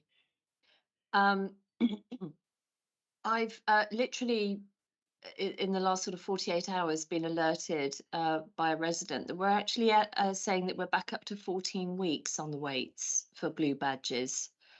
So I just wanted to check that we had the most up-to-date information in this report, and also to just try and understand what has caused that spike. Is it new ones? Is it renewals? And are we on another sort of a COVID dip? You know, because I think we you know previously we had this spike, excuse me, as a result of people coming applying after COVID. Just to understand a little bit more about that and what we're doing within our systems to ensure that these peaks and troughs are anticipated or indeed evened out. Thank you, Chair. Thank you, Councillor. Can I ask for response from officers on that one? Thank you. Yeah, I mean, the new system, as I explained earlier, is designed to give us a more stable performance level, so that we're not doing those peaks and troughs. That's exactly why we've implemented the measures we have. But I'm not aware that we're at 14 weeks. I'm going to bring Stu in because he would have the most up-to-date data, but I've not heard that it's deteriorated as quickly as that since the report was written. Stu? No, I'm not quite sure where that has come from, but well, no, we're nowhere near 12 weeks, let alone 14. So I will check that the customer service staff are giving out the right messages, and we haven't had anyone who's come back for maybe a bit of long-term illness or something and has still got the old script. I'll double check, but no, we're nowhere there. Okay, I'm only reporting what I'm being told faithfully by a resident who has been told that by BCP. Okay, that's great then. Thank you. Okay, thank you very much. I think then, unless there's anything else on this one, we can probably move on to the next item, which is arts and culture. Arts and culture. So to be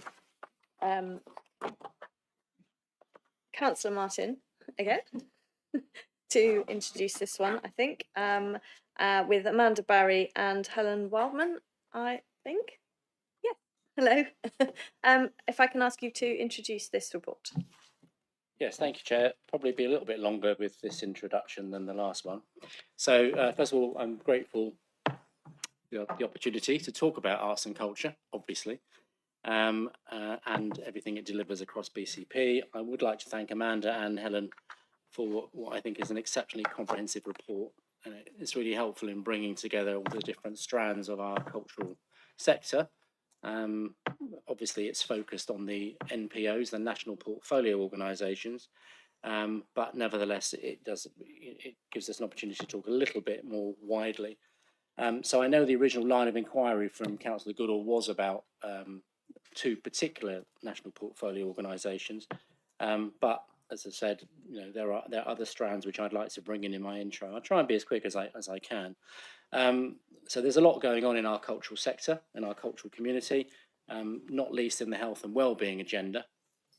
And I raise that because the chair of the Health Scrutiny Committee feels quite strongly about this, and I know he is going to bring something to his own scrutiny committee about the link between arts and culture and health and wellbeing.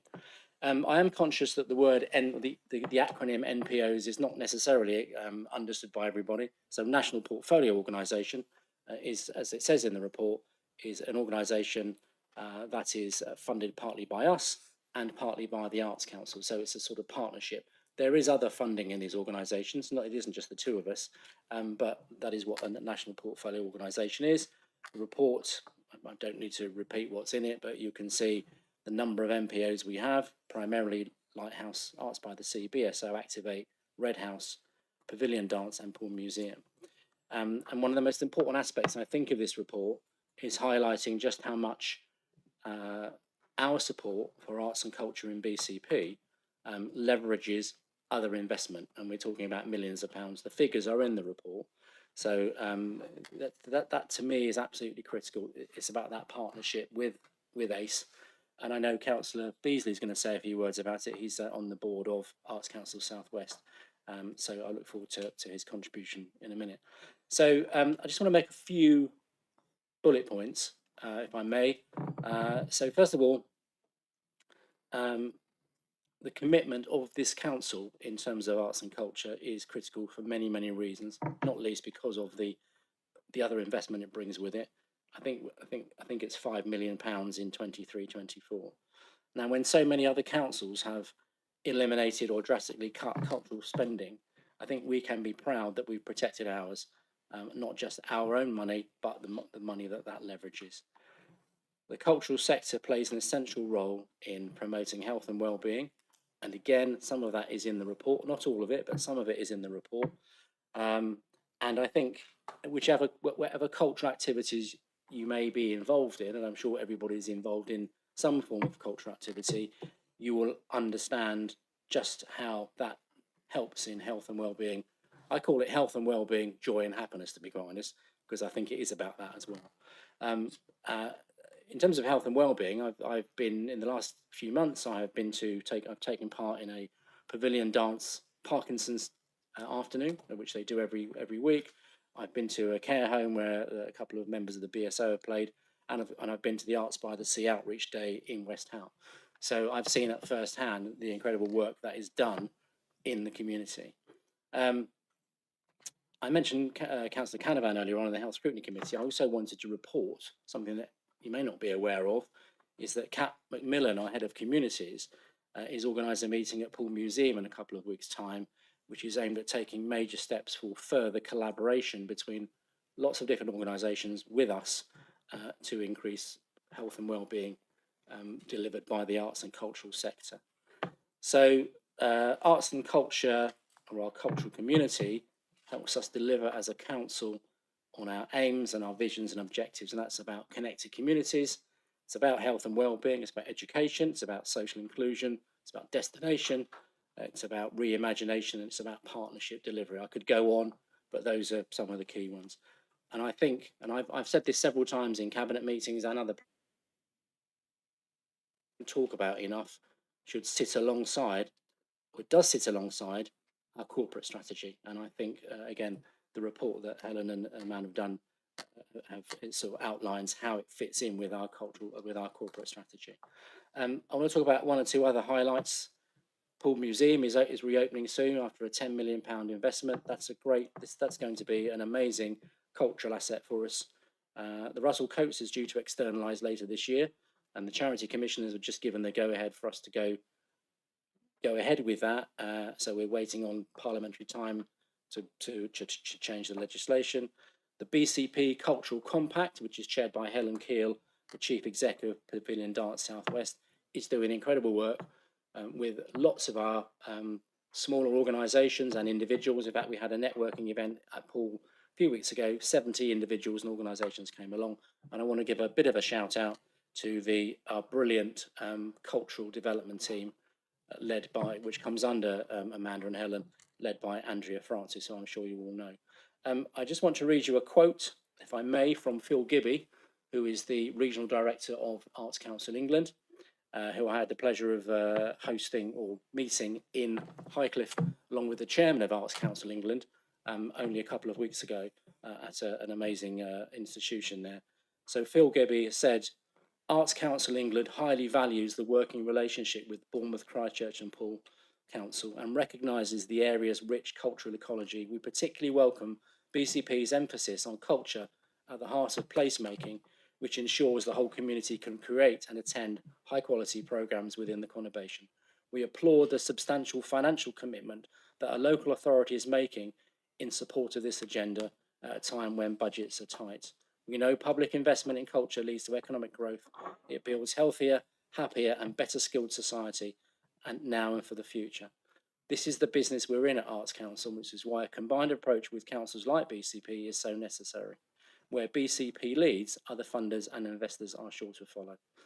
Councillor Goodall, I know who, if you like, sparked this this report, had some questions about the BSO and the Lighthouse. And I know he's got his own particular interest in arts and culture in terms of, I think, the Poole and Parkstone Light Opera Company. Have I got that right? Okay, oh well, close enough, hopefully. So I thank him for initiating this. There's a couple of points I would like to address directly, which is about, well, I think he said he wanted to be satisfied that our national portfolio organisations spend their money wisely. All I can say is, from all I've seen in the last couple of years, and actually for quite a long time before I came onto this council, I think they all spend their money extremely wisely. In fact, for a sector that is, as Dougie Scarf said recently, is always close to the precipice, the arts and council cultural sector, that is clearly something they must do. You also asked about BSO investment, sorry, local government investment in BSO, and it's the case that even though the BSO is the orchestra of the South West, it does not receive any money from Bristol, Devon and Exeter, and has not done so for 25 years. Hampshire cut its grant 15 years ago, and Dorset County Council cut its grant completely in 2024, when their funding round only supported organisations with a DT postcode. So that is, you are right, we are one of the few local authorities, Southampton do actually in Portsmouth, that funds an organisation like that. And just for reference, and I'm just about to wrap up here, just for reference, it might be worth noting that the combined Bournemouth Borough Council and Borough Poole investment in BSO in 2004-2005 was £306,000, compared with the £246,000 in 25-26. which is a real terms reduction of 50% over the last 20 years. In terms of, you're asking about the lease, in terms of the BSO has its own underlease with the Lighthouse for the offices, the library, the orchestra lounge and the instrument store. I think there are other questions which we've got answers to, and I know Helen is going to be sending you out a more detailed answer to your questions after this meeting. Finally, sorry to go on so long. Finally, I would like to thank the leader, the previous leader, cabinet colleagues, members of the council and officers for their continued support for arts and culture. And I would like to take this opportunity to thank our friends at Arts Council England, who we meet on a regular basis, for their ongoing support, guidance and faith in our amazing cultural community, and of course, the significant financial investment. Thank you, Chair. Thank you very much, Councillor Martin. Okay, so I see who would like to speak. I see Councillor Trent, I know Councillor Beasley wants to speak, and Councillor Goodall. So let's, and Councillor Dower. So let's start with Councillor. Thank you, Chair. I've got a few questions on this, and a comment actually that back in the 1980s we nearly lost the BSO to Bristol, so I'm surprised that Bristol doesn't support the regional orchestra anymore. And it was only really the fact that we had the ideal home for them in Poole with the Lighthouse that actually, I think, kept them here, because you know, it was a good concert hall, as good as anything sort of in the country almost. And you know, so we were in a good position to keep them here. And you know, we sort of bit our tongues a little bit, and we're quite happy for them to continue to be called the Bournemouth Symphony Orchestra. But I think the actions in the 1980s seem to have indicated they should have been called the Poole Symphony Orchestra. But the questions I want to ask is, well, first of all, we used to have frequent presentations from the orchestra and the Lighthouse and other cultural providers to members, where people can ask questions about what they're doing and what they're bringing to the table. And the one question I would be asking them now is, they have quite an effective outreach into schools. And I know that music in schools is very patchy, but I think it's a well-proven fact that music, art, drama and sport are all things which can actually lift a pupil's performance above the level which it might otherwise have been. And I've seen evidence, and I've helped young people out to get help. And you know, I think it's a well proven, and some of the results that has achieved has been fantastic. And I'm wondering whether we need to make sure that the support to schools is universal, and that all schools are taking advantage of what's available to them on the doorstep. Because I get the impression that it's the same few schools that utilise the orchestra and the links on a frequent basis, and there are some schools that would benefit greatly. And I know one school very local to me where you know, they had a music department at the time, and a young child, 12-year-old, had to go with the piano, turned out to be a genius, got help from the orchestra directly and from another organisation in Dorset. And although he never actually went into a career in music, but the results were fantastic, and I'm pretty certain that he could return to a career in music any time. So, you know, one question is, how are we monitoring that level of outreach? And the other thing is that there was another young person that I I kind of helped out that was playing rock music and stuff like that. And I got him help through an organisation called Soundstorm. And not only did he stay out of trouble, he ended up leaving school, going to university, playing as a professional musician. There was all sorts of things. But I'm wondering who has replaced Soundstorm as the sort of the go-to organisation for young people who perhaps are outside the orchestral reach. So really, it's basically how we are reaching out and what monitoring we can do to make sure that we are reaching out and realising what is being provided with our support. Yeah, thank you, Councillor Trent. Councillor Martin, I saw you indicate, and I don't know if the officers also want to respond on this one. Yeah, just to say the Soundstorm is now the cultural hub. So this is very much alive and well. I'm a member of it. So it's basically a partnership between schools, organisations like our Good Self, and other cultural partners. So we meet every 2 or 3 months. There's lots of stuff going on within schools and outside of schools in terms of projects and participation. So that is still exists, and it's going really strongly. In terms of I think you mentioned the BSO's work with children. The BSO Participate programme has 5,000 children go through it every year. So that's stuff in schools, but it's also events at the lighthouse where children come along. They can play an instrument, or they can, even if they can't play an instrument, they can learn about what instruments, the noises they make. And it's also, it only struck me when I was at one of these things a few months ago. Actually, it's not just about the instrument, it's about teamwork, team building, and people working together and bringing people together and bringing young people together. So there's an awful lot of stuff going on in the cultural sector with children and for children and in the education sector. So hope that helps.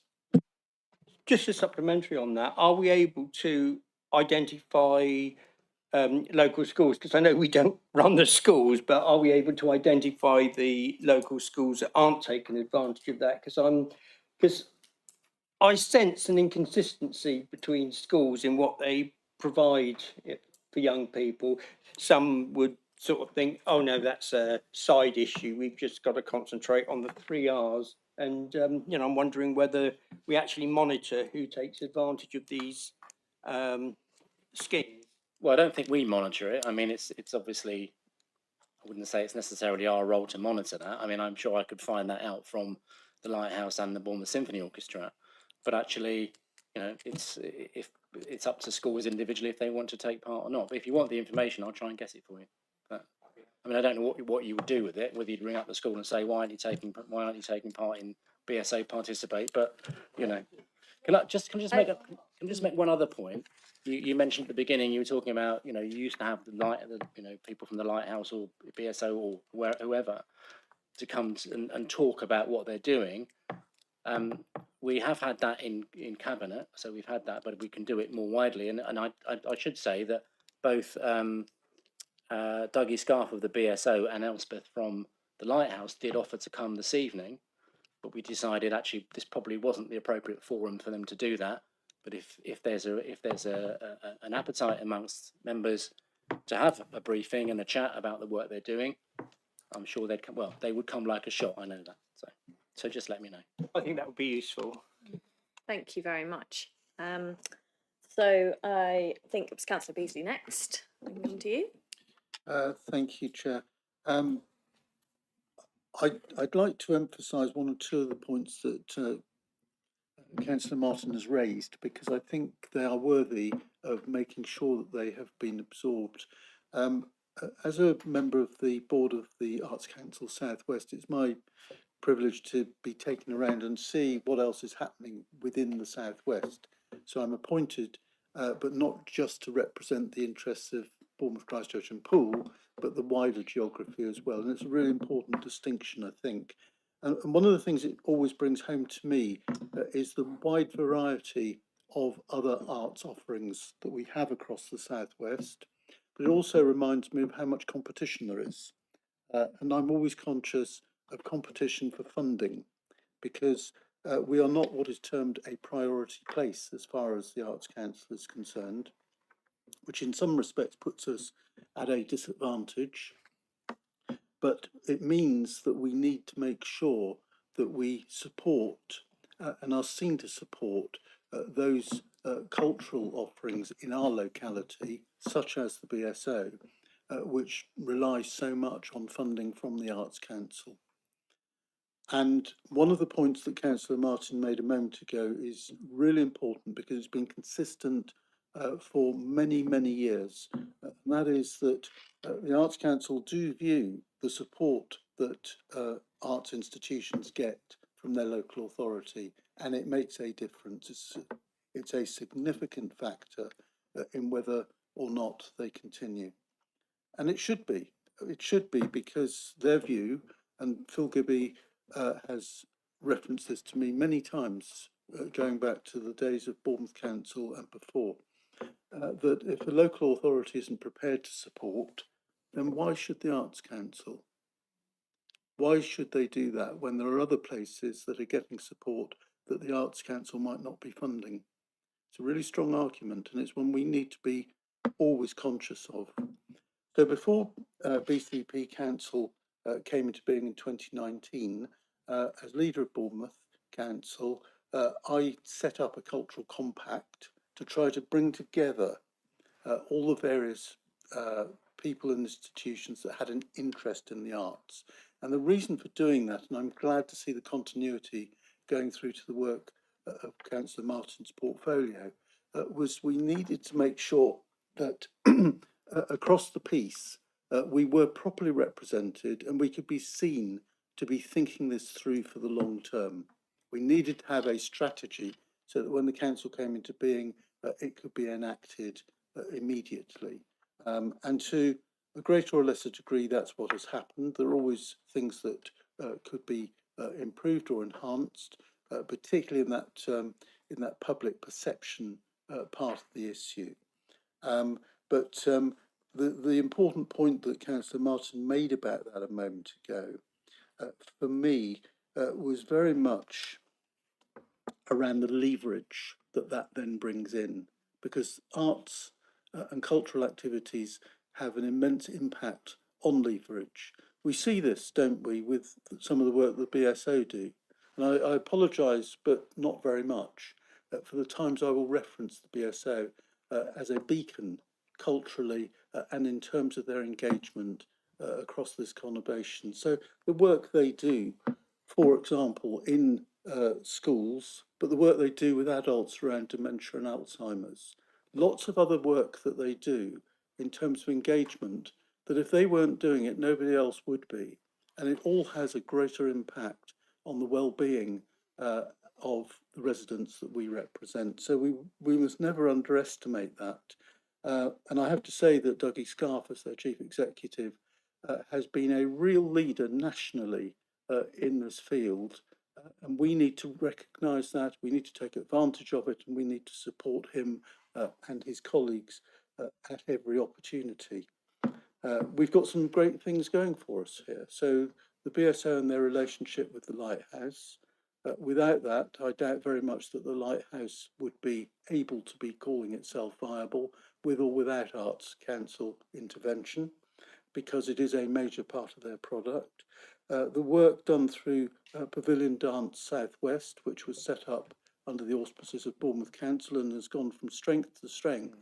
There were lots of detractors from it when we first did it, but it's quite interesting. You get the right people there involved in expanding it and making it work, and you might be surprised by how much can be achieved. And the Arts by the Sea Festival, which many people told me wouldn't last more than 2 years, is still going and going strongly, and is getting continual support from the Arts Council, which in and of itself means that there must be a cultural offer worth spending money on, because Arts Council funding is getting scarce. It's getting scarcer by the month, and they are fighting very hard to ensure that nationally Arts Council England have the funding to disseminate across the whole of the country. I think it's fair to say that there's a strong reflection on that, that that funding is likely to reduce, and that the arts need to cut their cloth accordingly. That doesn't mean that there have to be cutbacks materially in terms of the product, but it does mean that there have to be more inventive ways of raising that funding. And that is something, as members of the board, we're encouraged to think very long and hard about. Some beacons of hope there. The recent grant given to the Russell Coates, which was absolutely critical because it's gone into the fabric of the building, which, given its exposure to the sea and the elements, was well overdue. And making sure that we have in that institution a product which can carry forward once it divorces from the council and can go from strength to strength in its own right. But it will need funding to make sure that that works. And the Arts Council has stepped up to the mark, I think, and done it at the most crucial time for its activity. I say that I had actually materially nothing to do with that grant allocation. It's important I say that, but I am very supportive of the funding that's come forward. When you speak to the people at the Russell Coates, they are more than grateful that it came about. So I think, Chair, there's a lot going on at the moment. We need to be more aware as councillors and as a council of that across the piece, and we need to be supportive of what is being done, because if you take it away, or if you only take part of it away, I think it would be more than noticeable, and it would have so many other impacts on the work that the council is trying to achieve. So if there are any questions on the Arts Council work, Arts Council South West, I'm happy to answer them, but I'm sure that Councillor Martin will be more than capable of doing it without my help. Well, thank you very much, Councillor Beasley. That's very helpful to hear as well. Councillor Goodall. Thank you, Chair. As a precursor, I'd just like to say that, to Councillor Martin, I've taken soundings. My particular interest is in the performing arts, and the people that I've taken soundings from have been hugely supportive of you and the work that has been done by both Lighthouse and BSO. And but I just wanted to use this evening, as far as I was concerned, to get some clarification on how BCP relates to the Arts Council and how the situation works. For example, so a generic question, for example, concerning the MPOs is for the Arts Council using the Lighthouse as an example, they have to give quarterly reports to the Arts Council with their business plans. And I just wondered, do we as a council get the reports that the Arts Council gets at the same time, or do we get them at all? Yes, we do. We get reports on a regular basis. Officers, I mean, just so you're aware, Helen has only just taken over as lead officer for the National Portfolio Organisations, and I think it's fair to say that I have been critical in the last 12 months or 2 years of the fact that we've had, well, Helen's the third lead officer for the MPO since I became portfolio holder, and I've said, you know, within council circles, we can't keep passing this around, and I'm really pleased that Helen and Amanda it's now under them, because we've now got a bit of a period of stability, I think, rather than it coming from, you know, to being on a sort of a merry-go-round. And of course, as far as the MPOs are concerned, they want certainty as well. They want to know who they can talk to, who they can chat to about stuff. So I just thought I'd make that point because it's something that I feel quite strongly about. So in terms of reports, I mean, Helen probably might be able to give a bit more detail, but we have sort of service level agreements with them. We know what they're doing. We have constant conversations about what they're delivering, how that, and some of that's in the report, how that matches against our aims and ambitions in the corporate strategy and the cultural strategy. And as portfolio holder for culture, I've had pre-existing relationships for a long time with Dougie and with Elspeth, not so much with Helen at PDSW. I've only known her in the last couple of years, but so I would say probably have weekly, if not fortnightly, conversations with all of them, particularly with Helen Keel from the Pavilion Dance, because she is the chairman of the BCP Cultural Compact, which John referred to earlier on. So I know exactly what they're up to, what they're doing, you know, and we have those conversations all the time. So yes, it's not like, well, we did give them some money and then we come back 6 months later to see what they've been up to. You know, and I'm constantly going to these organisations and attending things. So we have really close relationships, and they work really well. I don't know if you wanted to add anything, Ellen. So I'm in the process at the moment of meeting all of the MPOs. I've done half of them, got 2 more this week to do. And within that, so they'll have a funding agreement. And like Councillor Martin said, that will align to their objectives and align into the corporate strategy as well. And within those meetings, we're discussing how we'll be taking that forward. So we're looking at quarterly meetings. They're already starting to send me their board meetings, minutes and notes, so that I can keep up to date with the progress as they go. But I am still learning as I meet them, and we're just talking about for each MPO how our meetings can align with the work that they're doing and they're reporting. Can I follow up on that, please, Chair? Yes, go ahead. So one of the other questions I had regarding this was, we don't, for Russell Coates, and I sit on SIFGO, which is Southern Inshore Fisheries and Conservation. On both those, we have elected members on those committees, but we don't have elected members, for example, on at the Lighthouse.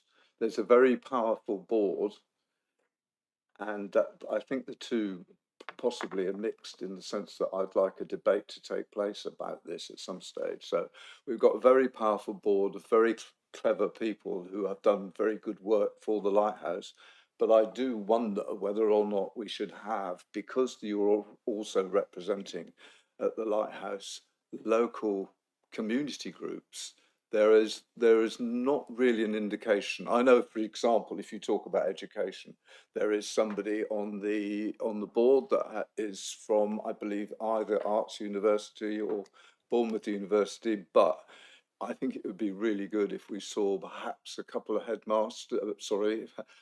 heads from local schools on there, because that would then bring the education side, secondary education, into that area, and I think that's really important. But I'd be interested to have your view. Councillor Martin indicated he wanted to respond. There's one big difference between the Russell Coates Museum and the BSO Lighthouse Pavilion Dance and Activate, is that we own, at the moment, we are the trustee of the Russell Coates Museum, and we'll, you know, when the Poole Museum reopens, there will be a representative from the council on the board of Poole Museum. More than likely it will be me, and it's me who's on the Russell Coates board, on the management board, and will be a trustee, a non-executive director of the new community company limited by guarantee when it is externalised. So I've got to be honest, I don't personally think it's our place, our position to have. If I might have misunderstood, if you were suggesting that there should be elected members on the board of the BSO or the Lighthouse or these other organisations, I don't think that would be, personally, don't think that would be appropriate, and we shouldn't be, you know. Okay, we give them money, but we have other mechanisms in terms of being satisfied that what we give them is we're getting value for money for it, and they are delivering what our aims and objectives are as a local authority. And personally, I'm very happy that they are delivering for us. But that's my personal view. Thank you. Councillor Broadhead, sorry, you indicated, did you want to come in on this particular discussion, because I have a couple of other speakers, or was it moving it on? I may, Chair. It's about another point, so I'll come back. But just while we're on this subject, and I hear and completely understand what Councillor Andy Martin is saying, but I actually completely agree with Councillor Goodall. I don't think the approach should be that we demand spaces on the boards for these various MPOs of which we're a part. But the reality is we fund these, council taxpayers fund these, we have a lot of interest in them, but also more importantly, as we've heard, we can bring a lot to the table in terms of what the council offers, its reach with residents and things like that. So I think it's actually a remarkably good idea to suggest to a few of these organisations that we would like to perhaps get more involved in their boards, because I do think we could probably contribute and add quite a lot to it. Shouldn't be dressed up as a demand. We're going to stop paying you unless you put us on your board. But I do think it's a very valid idea. But that was just my 2 pence. But I do have another point to come back on. I have you noted down. So if we can come to Councillor Dower. Thank you, Chair. I've got 4 questions. So I'll be brief and to the point. The first one is about paragraph 25 regarding the impact of NPOs that were measured. The impact was measured in 2019, 2020. It's quite a long time ago. Who's responsible for doing that impact assessment, and when will the next one be scheduled for? Do we take your questions one at a time? Yes. Okay. Who would like to answer that one?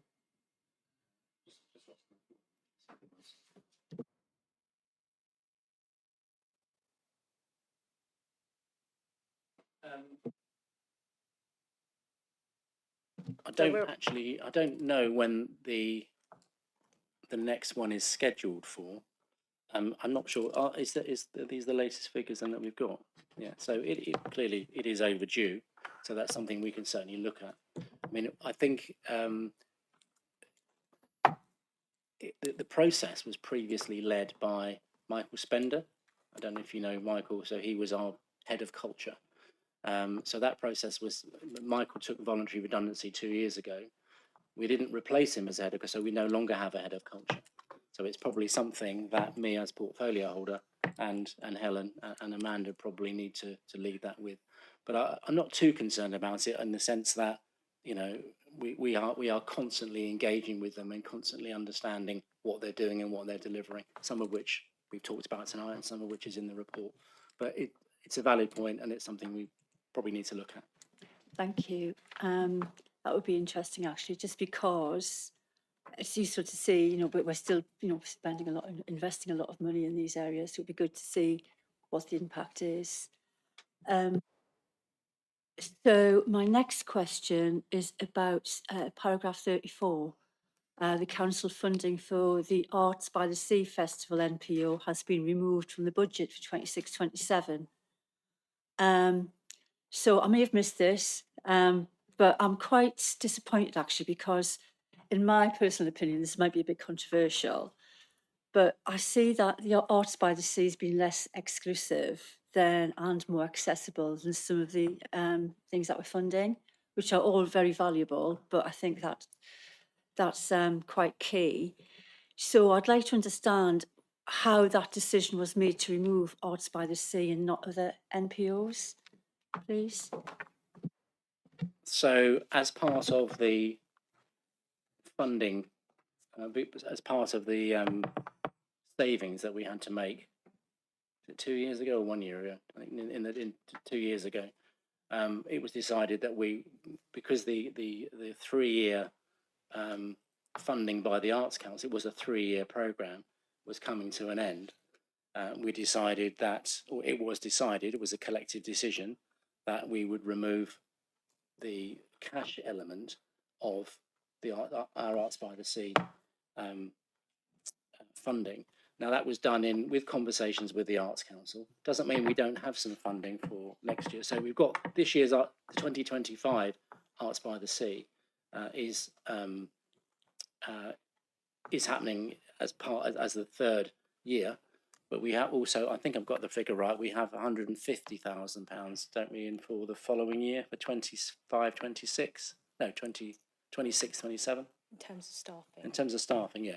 It's not cash, it's a commitment that we put, and we are in conversation with the Arts Council about, and they encourage us to put that in because they realise we didn't have that, you know, something had to give in the cultural budget, and that was what it was. That's the only thing that's gone, apart from Michael, unfortunately. Although Michael is now back as a member, as a board member of the Paul Museum Foundation, which is great. So we are working on plans for a different type of Arts by the Sea festival, one that's much more community based, one which will probably be a little bit more modest because we don't have the £180,000 in cash that we put in last time. So it's one of those decisions that had to be made because of the need to balance the budget. But it doesn't mean the Arts by the Sea festival is over. As far as I'm concerned, it's not. Thank you. I think that's why it's quite important to have those up-to-date impact assessments done, just so we can see what's changed there. And I'm going to ask just one more question, my final question. Oh. Sorry, I just thought of something when you said that. We do have the impact assessment for Arts by the Sea festival, because that's done every year by Andrea and her team. So we can get that to you. That would be really ASAP. Thank you. Finally, my last question on this one. So it's section 43, the summary of equality implications, and it says EIA has not been completed for the report, as there's no change to the funding and service provided. But then we have said that funding is going to be removed for Arts by the Sea, but I'm guessing that's because it's for the 26-27 budget rather than this one. All right, then, that's answered my question. Yeah, just to confirm, so in terms of this report, we haven't done a separate EIA, but any of the savings would have had that equality assessment done at the time of the funding, but not for this, because this is for information and that decision was taken before this paper. Okay, thank you. Councillor Aikenhead, you have some questions or comments? I do have some.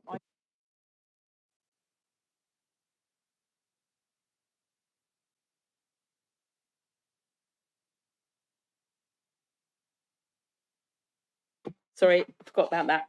Okay, so I have got a question. I have got a question first. That is, so the portfolio holder, you said that nothing else had been cut. So Folk on the Quay was cut, but that was maybe the year before. It was only in Poole, but it does still happen.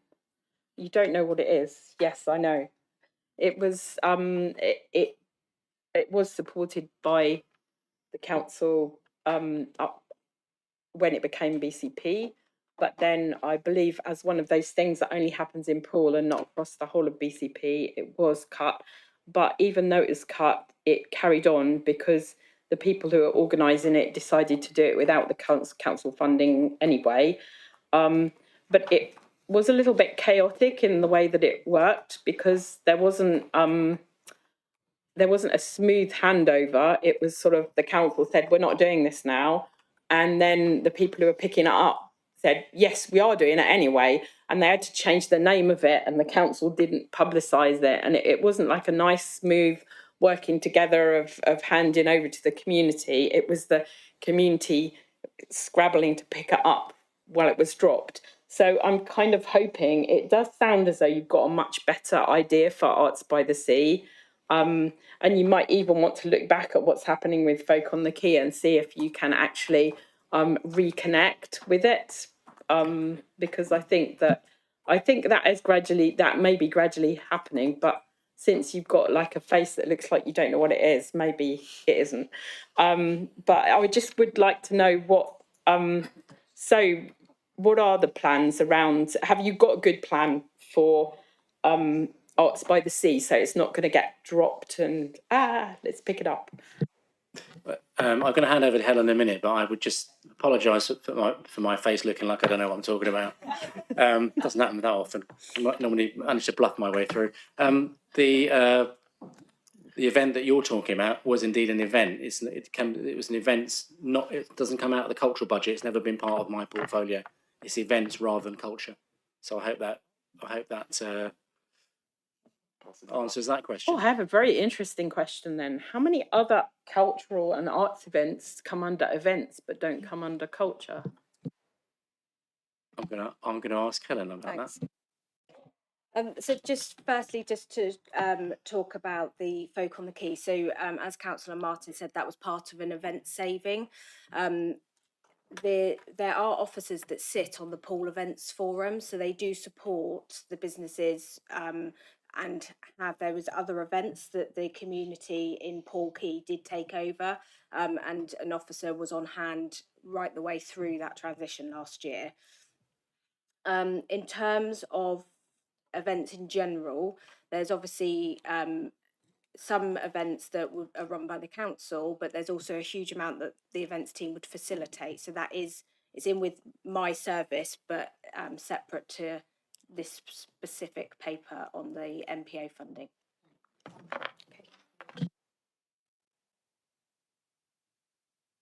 Did you? Thank you. I've been trying to put together some recommendations from what people are saying, but I'm just wondering if you want to take Councillor Broadhead first, in case he's got questions or things that I might want to incorporate into it. Yeah, sure. Councillor Broadhead. That's very kind. Thank you very much.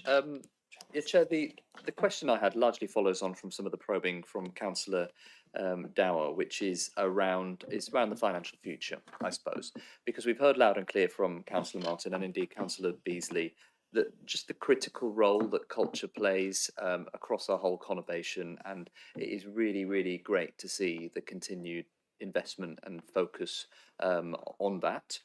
We've also heard that it's absolutely critical as well that the council steps up financially to continue to support these, particularly when we're talking about the NPOs, of which we have 7. And yet, of the 7 that we have, the 2 that we have funded, the 2 that we run internally, one of them, as we've heard, the Arts by the Sea Festival, we've now withdrawn the financial support for, which doesn't send a great message. I appreciate Councillor Martin's point that we're doing this hand in hand with the Arts by the Sea Council, but as we heard earlier on from Councillor Beasley, there's a tremendous amount of competition out there. And as soon as we start withdrawing funding, then there's a real danger it may go elsewhere. So bearing in mind the next item that we have is the finances, and bearing in mind the narrative in that is very clear, there are still financial challenges ahead, and the administration is about to embark on the next savings plan, despite Councillor Cox saying fix the finances. So, but you know, that work always seems to happen. I just wonder, Councillor Martin, we've lost funding for one already. Can you guarantee that we're going to keep the funding for all of those through the next round of cuts? Well, I can't guarantee anything, as you know. You've been involved in budgets and leadership, so it would be silly for me to do that. All I can say is I believe this council is fully committed to arts and culture. I am. I know the officers are. I know my cabinet colleagues are. And I am personally absolutely committed to not only to our MPOs, and we've talked a lot about the MPOs, and I know that was the original key line of inquiry, but what I've tried to mention is that we've got an awful lot of other stuff going on through the Cultural Compact, through organisations like the Boscombe Emerging Arts Festival, which is absolutely brilliant. Do amazing work in some of our deprived areas. The museums, great stuff happening with the Arts Council, with Poole Museum reopening, Russell Coates externalisation. It's a really exciting time. And can I just pick up on so we've withdrawn the funding for the Arts by the Sea Festival. We have put in a bid to continue the Arts by the Sea Festival next year. It's just not as much as it was in the previous round. So we have a plan, and we're working on that plan with the Arts Council. So if anybody is listening and thinks there won't be an Arts by the Sea Festival next year, there's every possibility that there will be, and we're working towards that with reduced funding, admittedly. But I'm just pleased that we were able to effectively ring fence the bulk of our cultural spending, which has meant we're able to support Pavilion Dance, Arts by the Sea, Activate, Lighthouse, Bournemouth Symphony Orchestra, Poole Museum, and give £2.5 million to help the Russell Coates successfully externalise, which hopefully will be happening later in this year. So I'd like to end on that. Well, if we have ended, apologies. It's not up to me, is it? I hope to leave it on that positive note about our commitment to arts and culture. Okay, thank you. I think Councillor Broadhead is indicating he wants to come back. Just a very brief one to say, and I thank Councillor Martin for his answer. And of course, I was being slightly facetious. We all know that you can never guarantee funding for anything, particularly in the continued difficult financial climate. But I do genuinely thank him for his ongoing commitment to culture. And you know, I do think we've got a strong advocate for somebody around the cabinet table that will fight to keep this funding secure for the future. So thank you for your answers. Thank you. Lovely, thank you. Councillor Trent. Yes, thank you, Chair. I think Folk on the Quay that was referred to by Councillor Aikenhead, would I be right in assuming that that was actually replaced by Seafood and Sounds?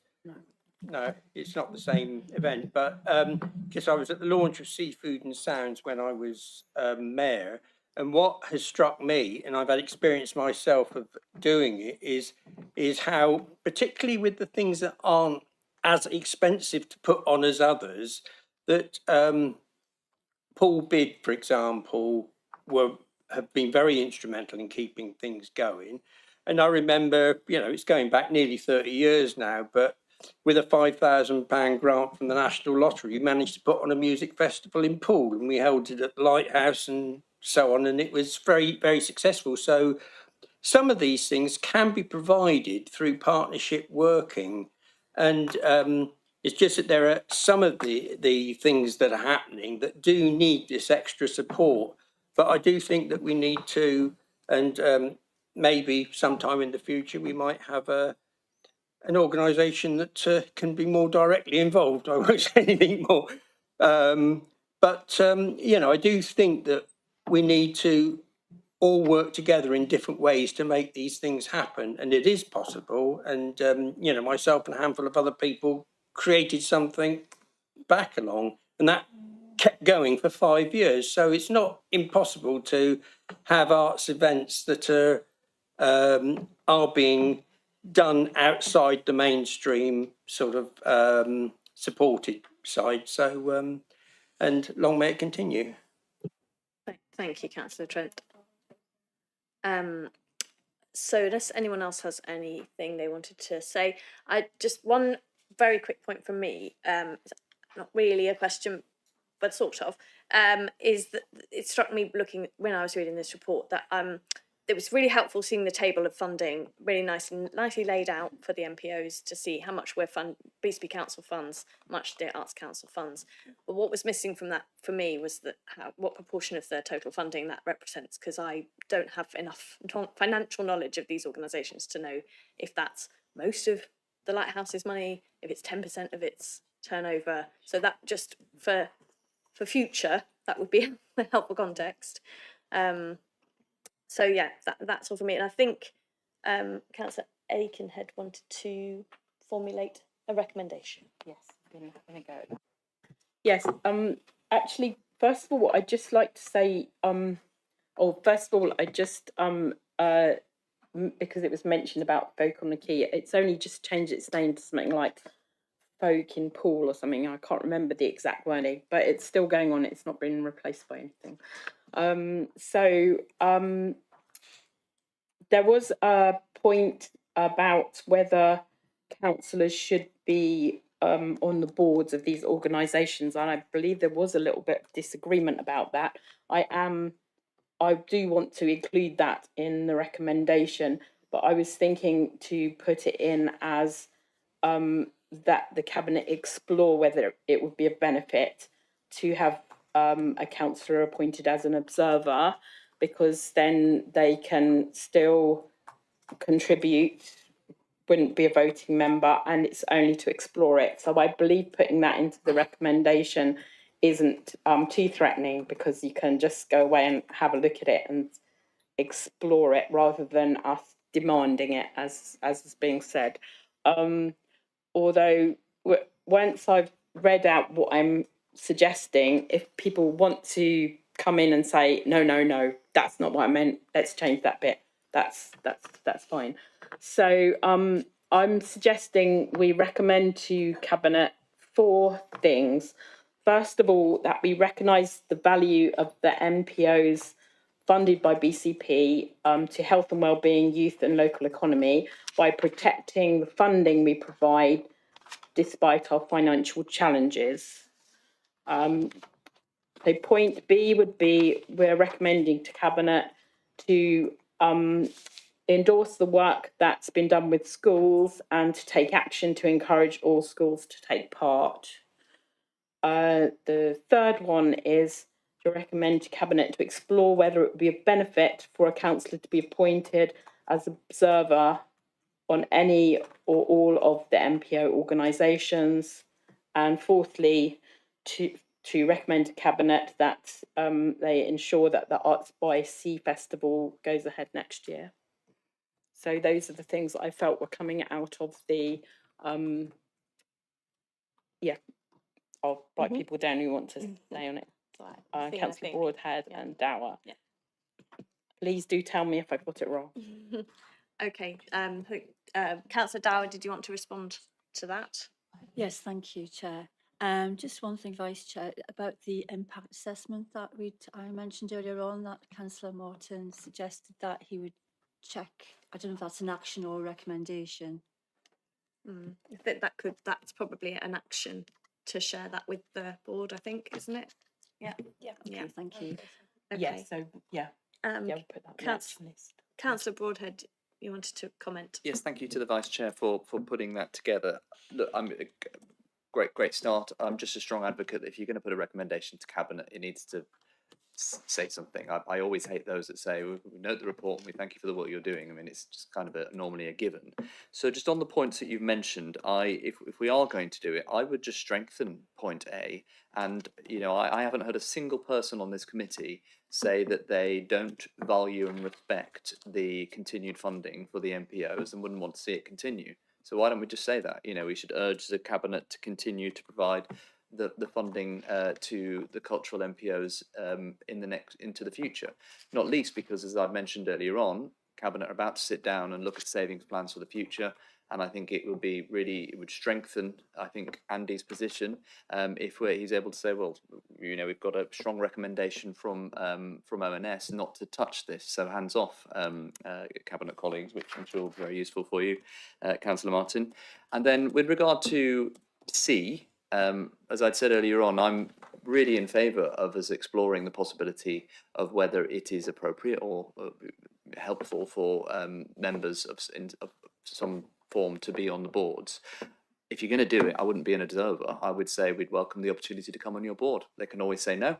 So again, I would just strengthen that and say ask Cabinet to explore whether it would be beneficial for a member to sit on the boards where appropriate. Thank you. Can I just, because those are amendments, I'll just say whether I'm happy with them or not.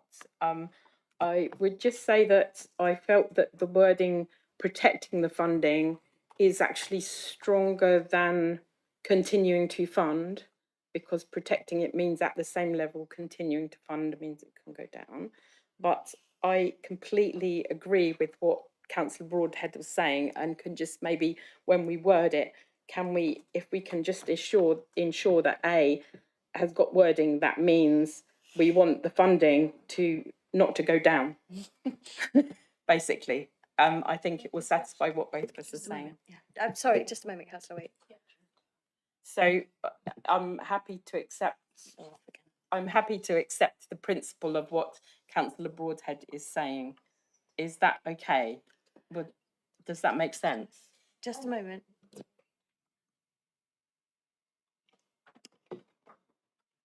I think generally it would be helpful just to have the wording really clear. Cabinet is tomorrow. Okay, so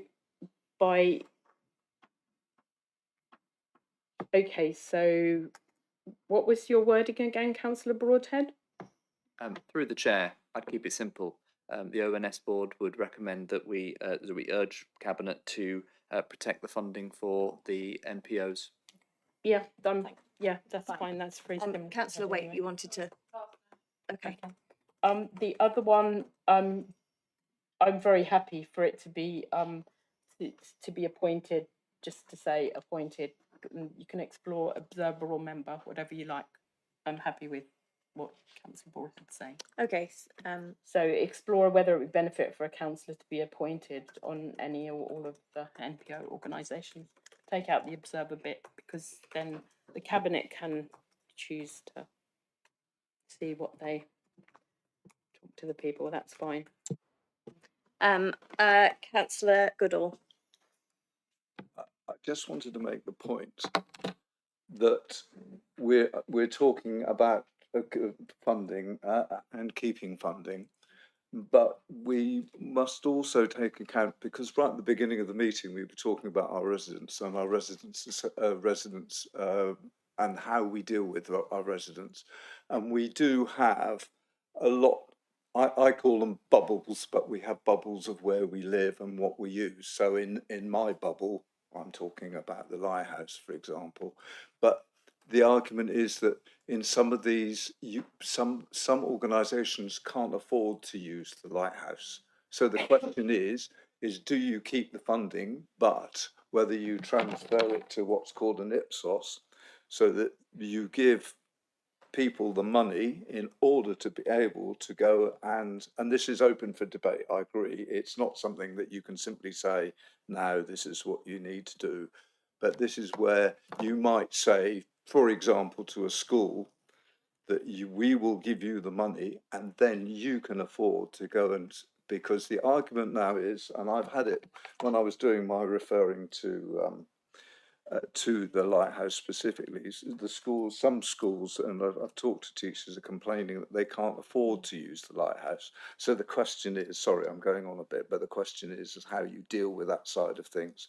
It's not simply a question of maintaining NPO support for NPOs. That's very important, but if you can't afford,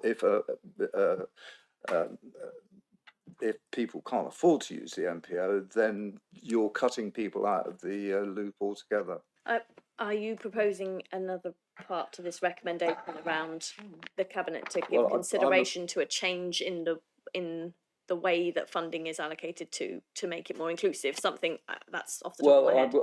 I said one of the questions that I'd originally written, and I haven't raised, but should we be spending some of the BC budget on supporting local community and schools directly to help them perform? In this case, it was specifically about the lighthouse, but if we make it more generic, so that we can explore that possibility just to see whether it's viable. So possibly I would put,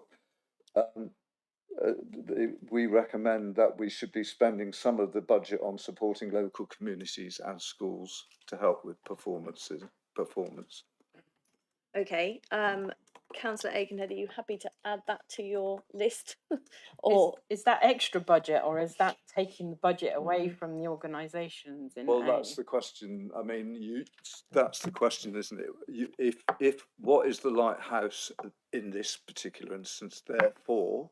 Is it there to put on performances for the local community and encourage people to come into it and use it, or is it also there, also a home for local communities and performing communities, schools, have you, and they can't, because of the situation with the performing, any sort of arts, can't afford to use it, and that's the debate, really. Okay, Councillor Martin, I think you wanted to. I just wanted to, yeah. I mean, I think, with all due respect, obviously, you've got to the point that you wanted to raise at the beginning, which was you feel that we're giving too much money to the MPOs and not enough to the community. I wish you'd said that at the outset. I mean, I think that's the core of your raising this issue.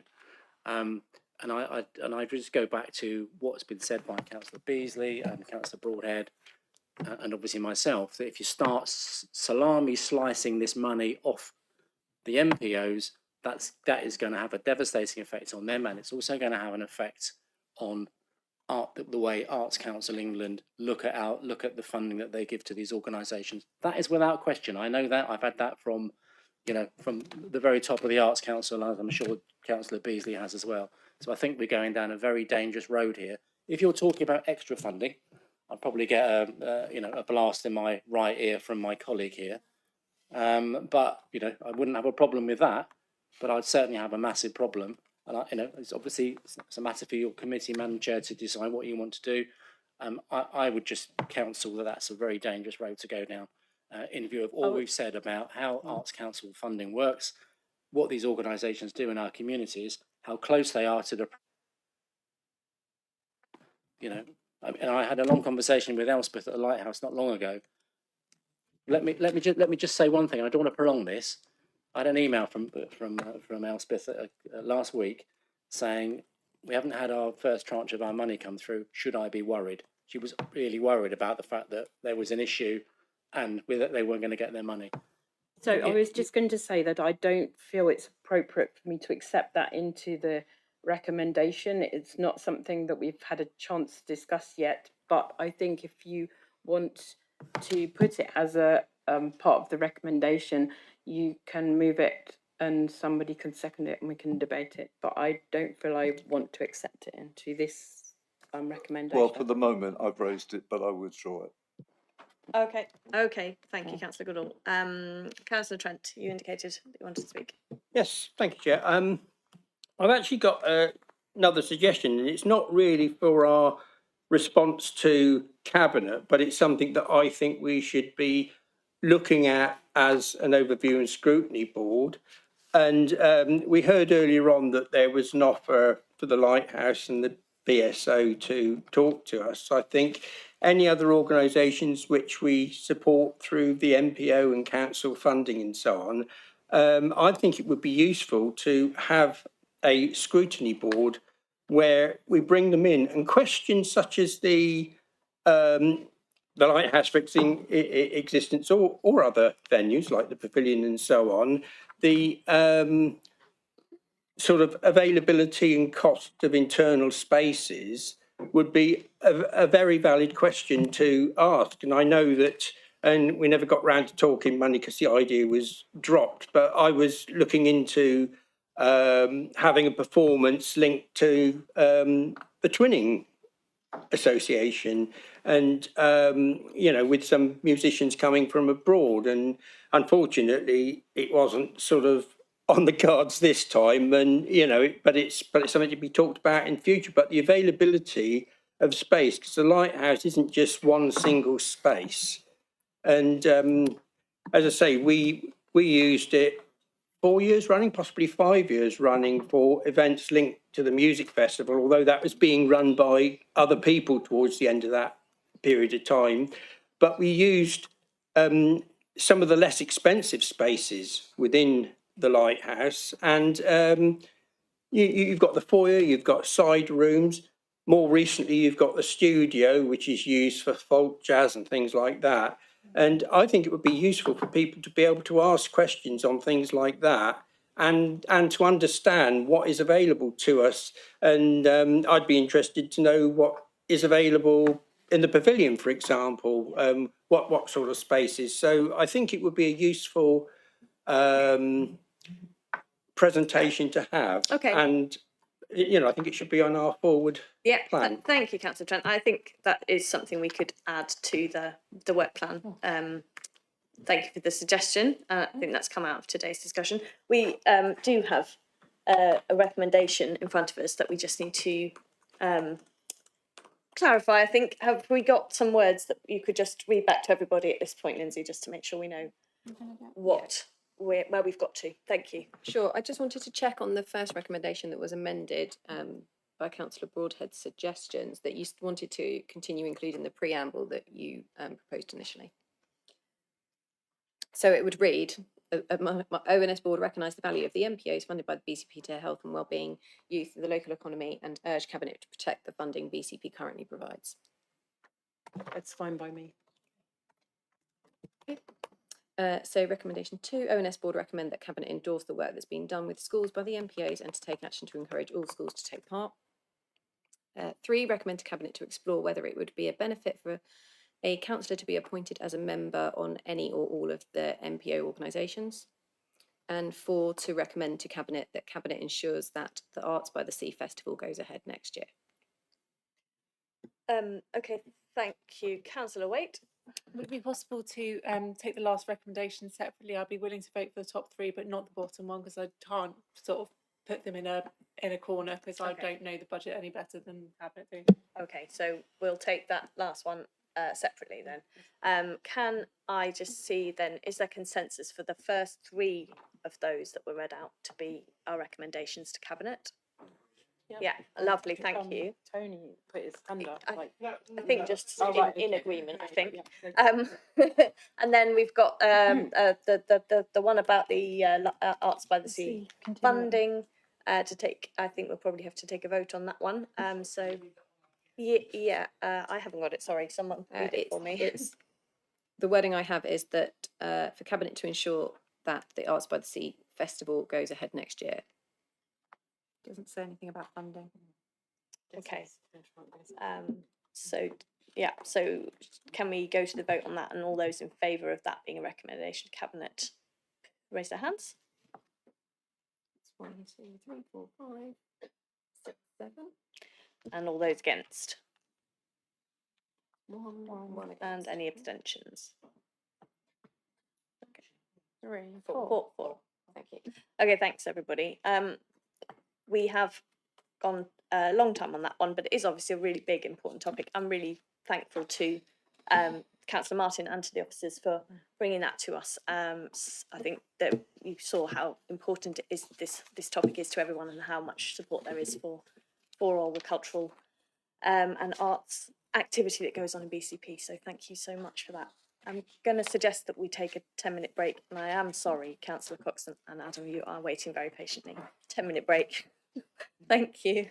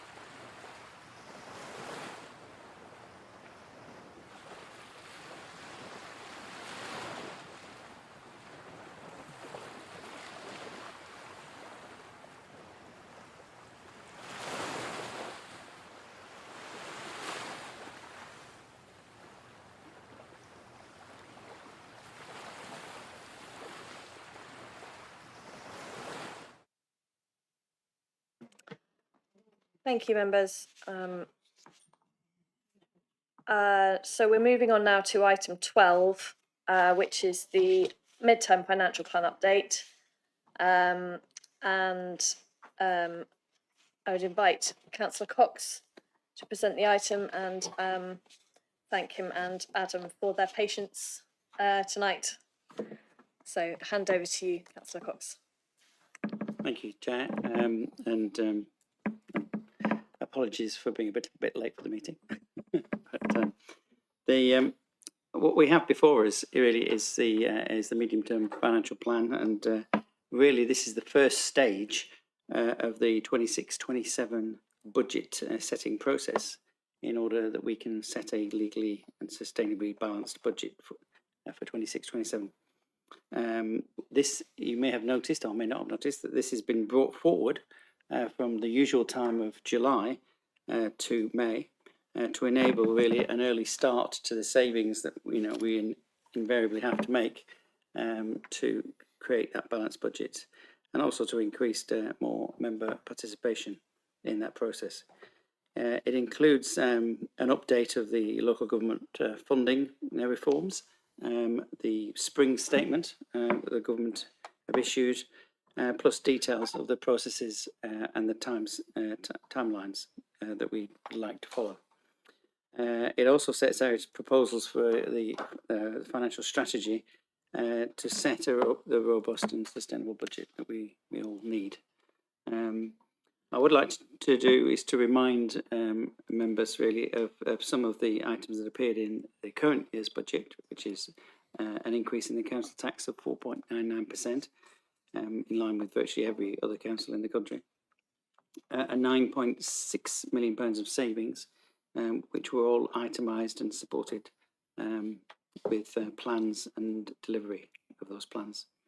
And I'd also like to remind you that 60% of the council tax increase that we received was taken up just purely on national insurance contributions, the extra national insurance contributions that we were forced to swallow effectively. One of the things that I really want to highlight is the risks that were within the current budget, and the elephant in the room, which I keep calling it, is the DSG deficit that we've got. The deficit, I would remind everybody, is moving in the current year from £108 million to £165.5 million, which has to be financed. The government have promised faithfully and have done it again, and said that they are committed to resolving this deficit and removing it. So I can only say God only knows how, without massively affecting the service. But we'll wait and see.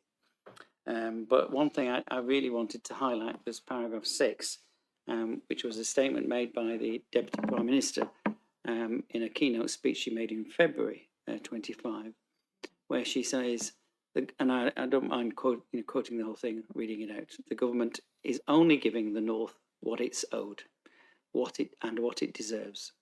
For too long, our outdated system of council funding, I agree with her on that one, has been stacked against the North. The days of ministers expecting the North to go cap in hand ends now. That's why Jim McMahon, our Minister of English Devolution and Local Government, we are making simpler and clearer structures, and will fix the foundations of local government. He is already beginning to replace the funding formula to give the North nearly £840 million more this year. That brings the North's total increase to just over 8%, the biggest rise of all regions in England by a good distance.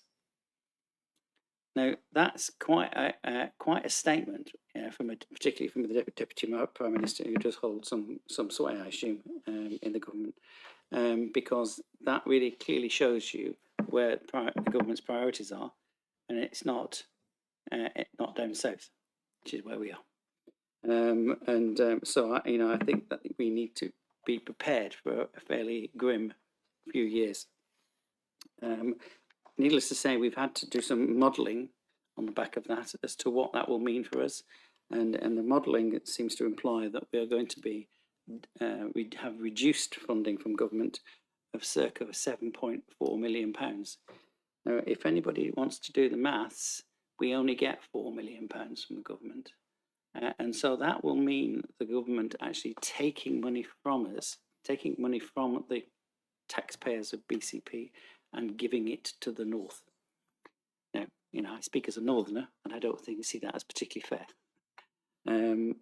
Anyway, the process, as I've already said, there is quite a detailed process in the paper, which I won't particularly go through. But we've clearly set out the revisions to the budget that we set in February, and there are some significant changes to the budget in February, not least of which is in interest rate costs. I'm sure everybody's aware of what's been going on internationally, particularly with a certain president across the water, and the effects on interest rate costs that has had. There is also a significant change as far as the pay base that the council may have to swallow if we are. I think everybody has had an email setting out what the latest is to do with the pay and reward, and that could cost the council an extra £2 million per year if the latest recommendations are followed, shall we say, and voted on. You can see from there that we've done various scenario planning of what could possibly happen in the future, and obviously there are a whole host of different risks that could go one way or the other, and we've set out the base budget of effectively £7.7 million, which we will need to find savings for, but we have actually gone and done some effectively some variances, and that shows in one of the paragraphs there that we have a base, a better, a middle, and a worse scenario. The better scenario means that we might not have to make any cuts at all, and we might be £8 million better off. But the middle version, which is the one we really need to work on, means that effectively we're looking for just short of £20 million, £19 million of savings in the current year. And that is effectively what we're going to be asking as part of our financial strategy officers to go away and work on to make sure that should the time come when the autumn statement or the funding solutions come forward, which I believe is in about November, that we will be prepared for that eventuality if it comes. And so that's the financial strategy. But I welcome any questions that anybody has. Okay, thank you very much, Councillor Fox. So if I can open up to the members of the board for questions and comments. Councillor Trent. Thank you, Chair. This statement from the government is very familiar, and I'm not going back 4, 5, 6 years. I'm going back some 30 years. And their approach to the housing revenue account, where there were authorities, mainly in the north, that were not putting up rents to cover the increased costs. They were artificially suppressing them. And suddenly, our tenants in Poole, and there's probably a similar situation existed in Bournemouth, were actually paying themselves £3.5 million out of their rents, were actually going to subsidise these other councils in other parts of the country. And in many respects, what's written here in the comment that the Secretary of State has made, or the Deputy Prime Minister has made, rather reminds me of those days that we could be being expected to lose out to, and well, one can only assume that there are some genuine needs amongst it. But the one thing that I do think a point we need to make, and we need to make it to our MPs, is that a poor person living in Bournemouth, Christchurch or Poole is as poor and in as much need as someone living in Rochdale or Leeds or somewhere like that. And we do seriously need to get that point across. And on the dedicated schools grant, send funding sort of thing, when we had a new MP for the area, and I think other members had the opportunity as well, we met with them and mentioned about the difficulties that we were in with that side of things. And so we made that point, but there was also another point being made that some of the rules and regulations that govern the way that system works actually need looking at seriously. And actually one of the best investments the government could make is to make sure that local councils have the money to be able to provide the facilities that are needed, and that there isn't this automatic assumption that some private provider offering places at something like 63 grand a year are somehow preferable to a local authority funded provision that would cost a lot less. You know, we've got a lot of unfairness in that situation. I think at schools, a mainstream school providing help for a special needs child gets about £7,000, and that's all they get per pupil over and above what they would basically get. Yet, you know, we are paying, you know, massive sums of money, over £1,000 a week for some pupils for that special needs. So I do think we need to get our MPs on board to make sure that they are looking at that range of problems, and also trying to make sure that any of these changes that are being made on a fair and equitable basis, that it's about people's needs, not that somehow you live in a wealthy area so your problem's not as great as it is in a less wealthy area. Well, you know, there are wealthy areas, but there are also areas, and part of the area I represent is in the bottom 15% in the whole country for deprivation. Yeah. So I do think we need to make those points, and obviously it does look as if we are looking at some substantial savings over the next year or so, and we've all probably got our ideas of where those savings could be made. But you know, I think that is unfortunate, really. If you bear in mind that we've been making savings year on year for many years now, and you know, personally, I think enough is enough. You know, we need to provide quality of life, not just the bare statutory essentials. Thank you.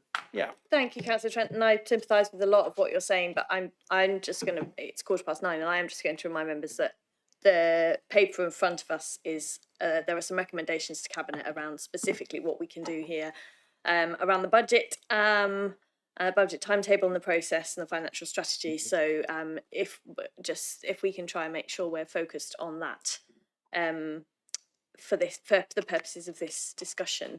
Councillor Broadhead. That's a shame, because I was going to give you my soliloquy on how I thought we should fix it all. But anyway, I'll keep to the questions then. I've got two questions, if I may, Chair. One to Councillor Cox, and the second one probably to Adam. So the first one, Councillor Cox, you hold the purse strings. This, you know, ultimately you are the one that will, when it comes to the budget setting, quite often say yes or no. And as you've highlighted, because of you're planning, I think it's very, very prudent to be planning for that kind of middle case scenario, which is, you know, circa £19 million funding gap for next year. And therefore, I think it says in the report, planning for, at the moment, £14 million of savings proposals. You've said previously when we've talked about this, and you and I had a bit of a difference of opinion on this, I think, about where savings should be directed. And I think you said something, I'm slightly paraphrasing, but correct me if I'm wrong. I think you said that you are much more inclined to protect services that have demonstrated a good job in savings in the past, to kind of reward them for good work, and to kind of push further those areas that have been underperforming. I'd suggested that I think you probably should take an approach of which services need protecting the most, which ones are most at risk, which ones are the most, I suppose, vulnerable. But I think you had a probably more of an accountancy view that reward those that have done well and punish those that have done bad. Do you still believe that? Is that going to be the tactic this time round? I think fundamentally we need to protect services to the most vulnerable. That is the fundamental principle that we would go along with. But I do think that if there are certain departments that have not performed in terms of savings, I think you could argue that they've not been robust enough in setting out what savings could be made, and therefore I would certainly encourage any savings to come from those departments.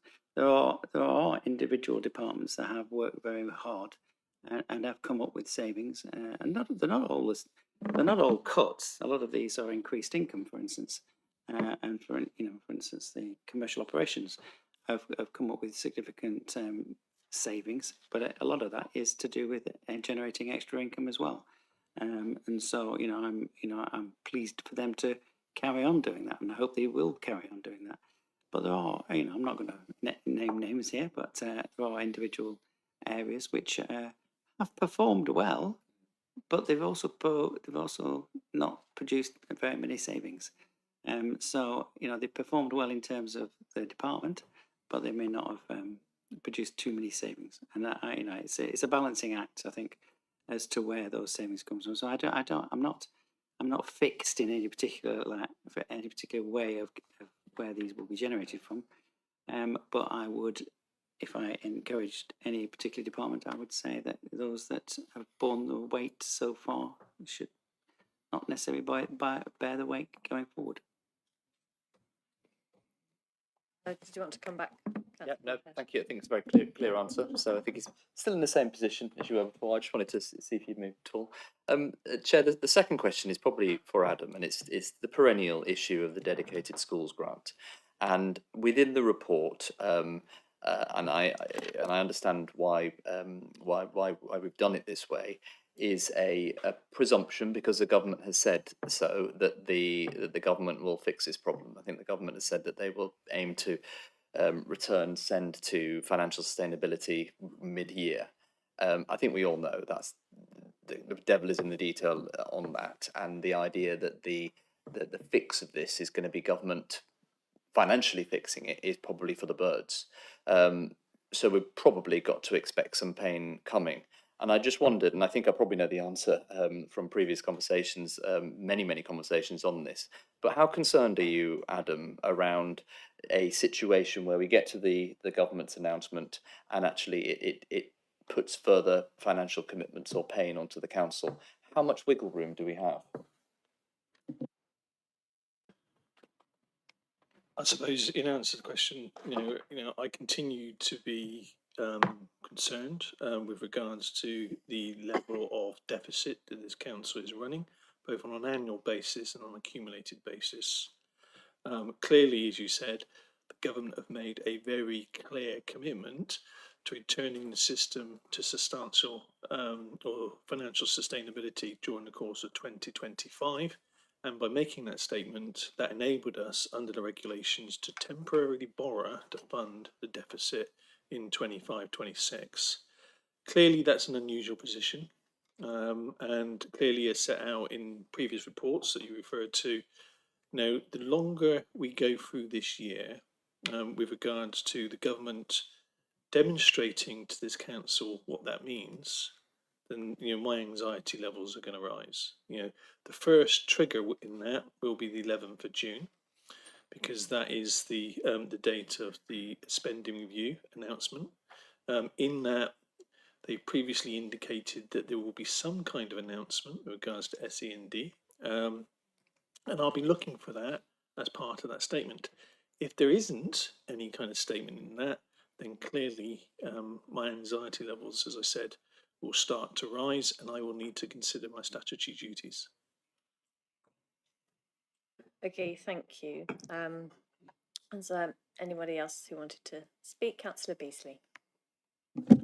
Thank you very much, Chair. Well, there are two issues I want to speak on, and I hope that they will be received in the manner in which they're intended to be.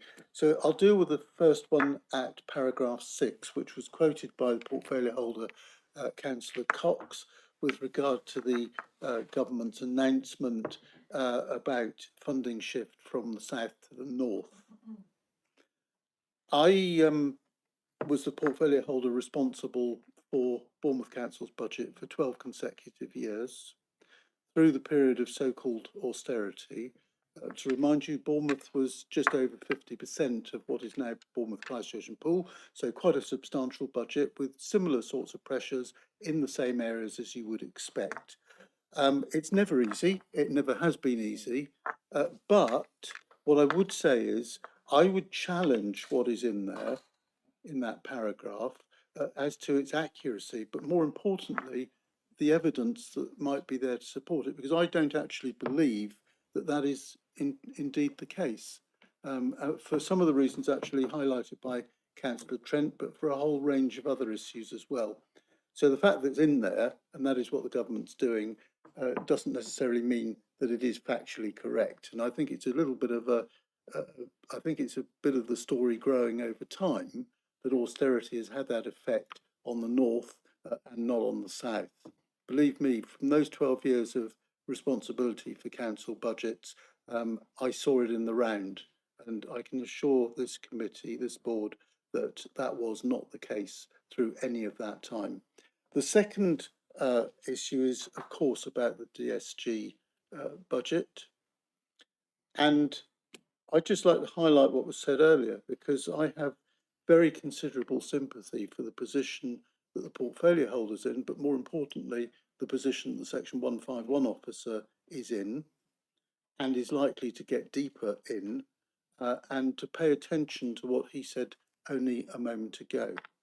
So just to be clear, the DSG deficit is going to increase during the course of this financial year from £108 million to £165.5 million.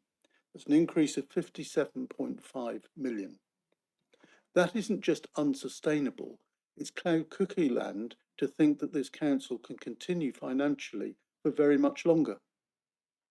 And I don't believe that members generally, not necessarily in this room, but members generally have actually grasped how essential that is going to be going forward, unless this issue is grasped and grasped properly by government.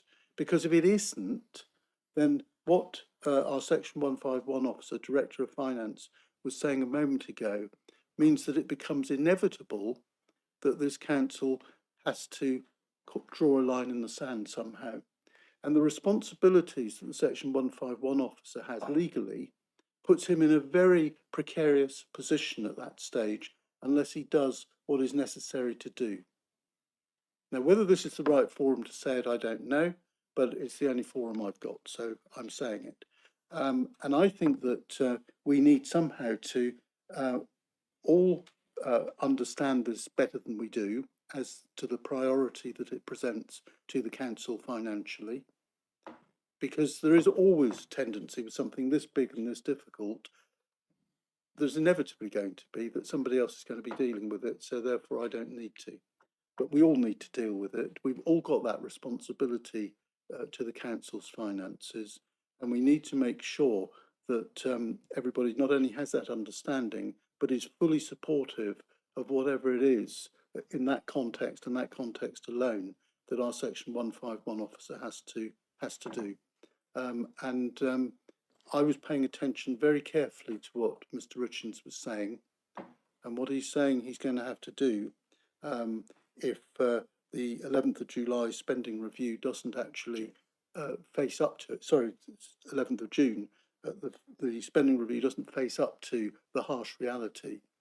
That then becomes the next stage of what the Director of Finance is going to have to do. I think I would be failing this board if I didn't speak as strongly about it as I just have done. Okay, thank you, Councillor Beasley. Councillor Cox, who wanted to respond? I would, and I welcome. I actually welcome both of those statements because unusually, Councillor Beasley, I'm 100% agreement with you. You're absolutely right about paragraph 6. I don't believe it represents reality for the last number of years. I think there was an awful lot of pain being felt in the south as well as the north. And in terms of the DSG, we have worked. What I would say is that we worked incredibly hard before the budget to get the government to see through what was happening here. We did pressurise them consistently, and we got a position which we all felt as though we could sign off on. That didn't come lightly. We were we made, I think, to use an expression, we made a pain in the neck of ourselves with the government, and they had to come up with almost a special solution. And their special solution was what we put in the budget, i.e. that they promised faithfully that they would sort it out. As I said earlier on, I don't believe for a minute that they will sort it out in the way that they promised, unless there are significant and massive cuts to the service, which I don't believe that they will do. So it is very difficult. I'm here partly to soothe Councillor, the Director of Finance's anxiety as much as I can. But there's limits to that. But I would assure you that his anxiety levels at the time of the budget were quite high before that budget, and we got through it. And I'm hoping to get through the next year as well. Thank you. Are there any other points or comments people wanted to make? Councillor Aikenhead. So I'm hearing a lot of agreement that we're in a mess, that there isn't any money, and that the government hasn't got any money to help us with it. And I think we all realise that. The only thing I was hearing from Councillor Trent mentioned about, I think this was a historical thing. There was an idea that we should have built a special needs school, and that maybe if we'd built that, it might have helped to reduce some of the pressures around special needs.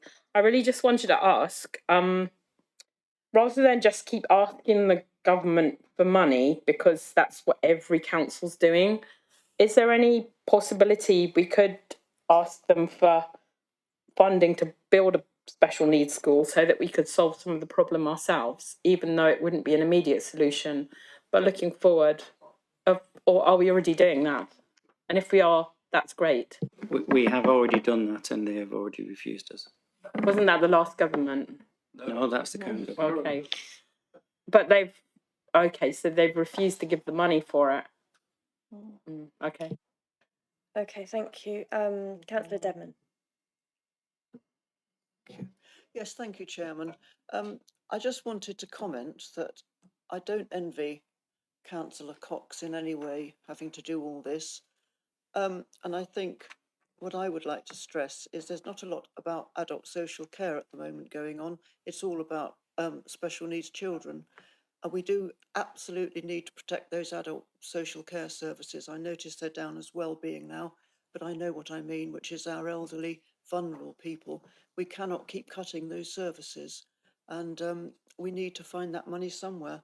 And I know when I was portfolio holder, we cut and cut and cut, and you can't keep on doing it.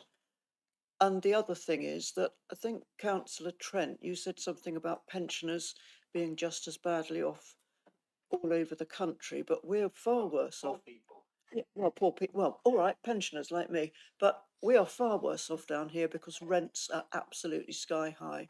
I know that's nothing to do with the council, but I think that needs saying, that the south is worse off than the north in many ways. Okay, I have two more indications, and I think I'm going to make a couple of comments myself and see if we can bring this to a close because it's getting late. So Councillor Trent and then Councillor Broadhead. Yes, thank you, Chair. I think one of the things that sort of stands out is I believe that we're paying round about £4.5 million a year interest on the deficit that exists at the moment. And if the deficit's going to go up by 50%, then we are looking at possibly almost as much money as we're going to be short by. And the interesting thing was, when there was discussion about dealing with the special needs situation about a year, 18 months ago, one of the figures that came out of that discussion was that, and I believed it was something that the previous government could have done instead of tinkering at the edges with national insurance, is that about £4.5 billion of government spending would actually wipe out that debt, but that would have to be accompanied with a change to the system. And I do believe that because there are going to be other councils with new councillors that are full of pie in the sky ideas of what they can and can't do and how they're going to save money, I think they are going to be pushing their legal limits a little bit. And I think we actually need to observe how they fare, because I think the idea of building by one means or another more special needs provision is the only way I can see getting out, but sorting it out. And obviously the money would be a problem, but at the same time, and this needs a change in the law to support us, we actually need to be able to cap how much we will pay per child for special needs education. And if that's combined with actually providing better provision, but it's a partnership really with the councils and government to kind of achieve that, because we do need to sort that problem out. And the interest and the amount of money that we will have a shortfall over the next few years almost matches. And so I do think it's quite important that we do something, or we have a strategy to deal with it. And we need to sort of find out exactly how other people are pushing it and what they can get away with and not get away with, because we're not alone in this. There's lots of other people in that same situation, and we really need to work together to find a way through this. Okay. Thank you, Councillor Trent. Councillor Broadhead. If only Tony were Prime Minister, it would all be fixed, eh? Chair, just a very quick question to Councillor Cox, because I can't resist the opportunity. You've got a big task to do. From your eyes, are there any areas that you think are either ripe for savings or are overspending that you'll be targeting, that maybe this is a message to be sending to them, my eyes are on you, or quick wins? What's your thoughts? Give me one. Go on. If you look at the financial strategies, I think that sets out the areas that we'll be looking for. But I'm not particularly going to mark out a particular. Okay, Councillor Rice. Yeah, because you haven't 10 spoken seconds. Summary of risk assessment, paragraph 38. You've got quite a range of things there, but I just thought you could add in maybe the zero carbon for 2030 target for the council won't be able to be met either. Do you know what I mean?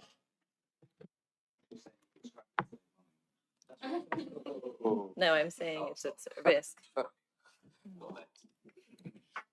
Just to emphasise, if I may, the risk assessment section summarises the risks that were articulated as part of the formal budget report that went in February. It highlighted those. Clearly, as part of that report, not as part of the risk assessment, we did reflect on the position with regards to climate change and the ecological emergency, and some of the issues associated with that. But that risk assessment is something that we'll continue to review. Okay, thank you, everybody. We've had a good long discussion on this paper. I don't think we've had a lot of direct discussion of the recommendations on what we think of them. So can I ask a very limited question? Does anybody have any views on whether or not we want to say anything on these recommendations to Cabinet to approve the budget timetable and process that's set out in Appendix B, to endorse the scenario planning exercise that guides the potential level of activity may now be needed to present a legally balanced budget for 26-27 and to approve the financial strategy designed to support the ongoing delivery of a balanced 26-27 budget and MTFP. Do we have any feelings about whether we wish to speak on to those recommendations specifically? Councillor Rice.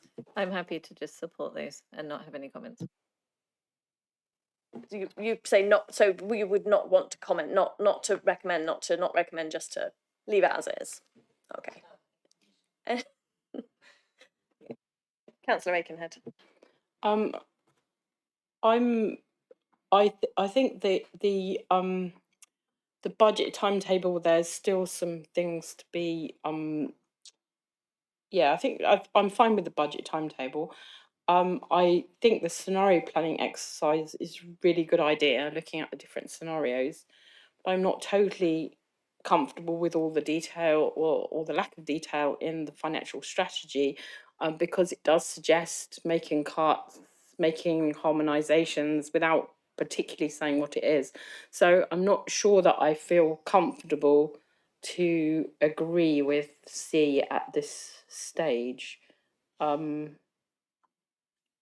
without any more detail of it.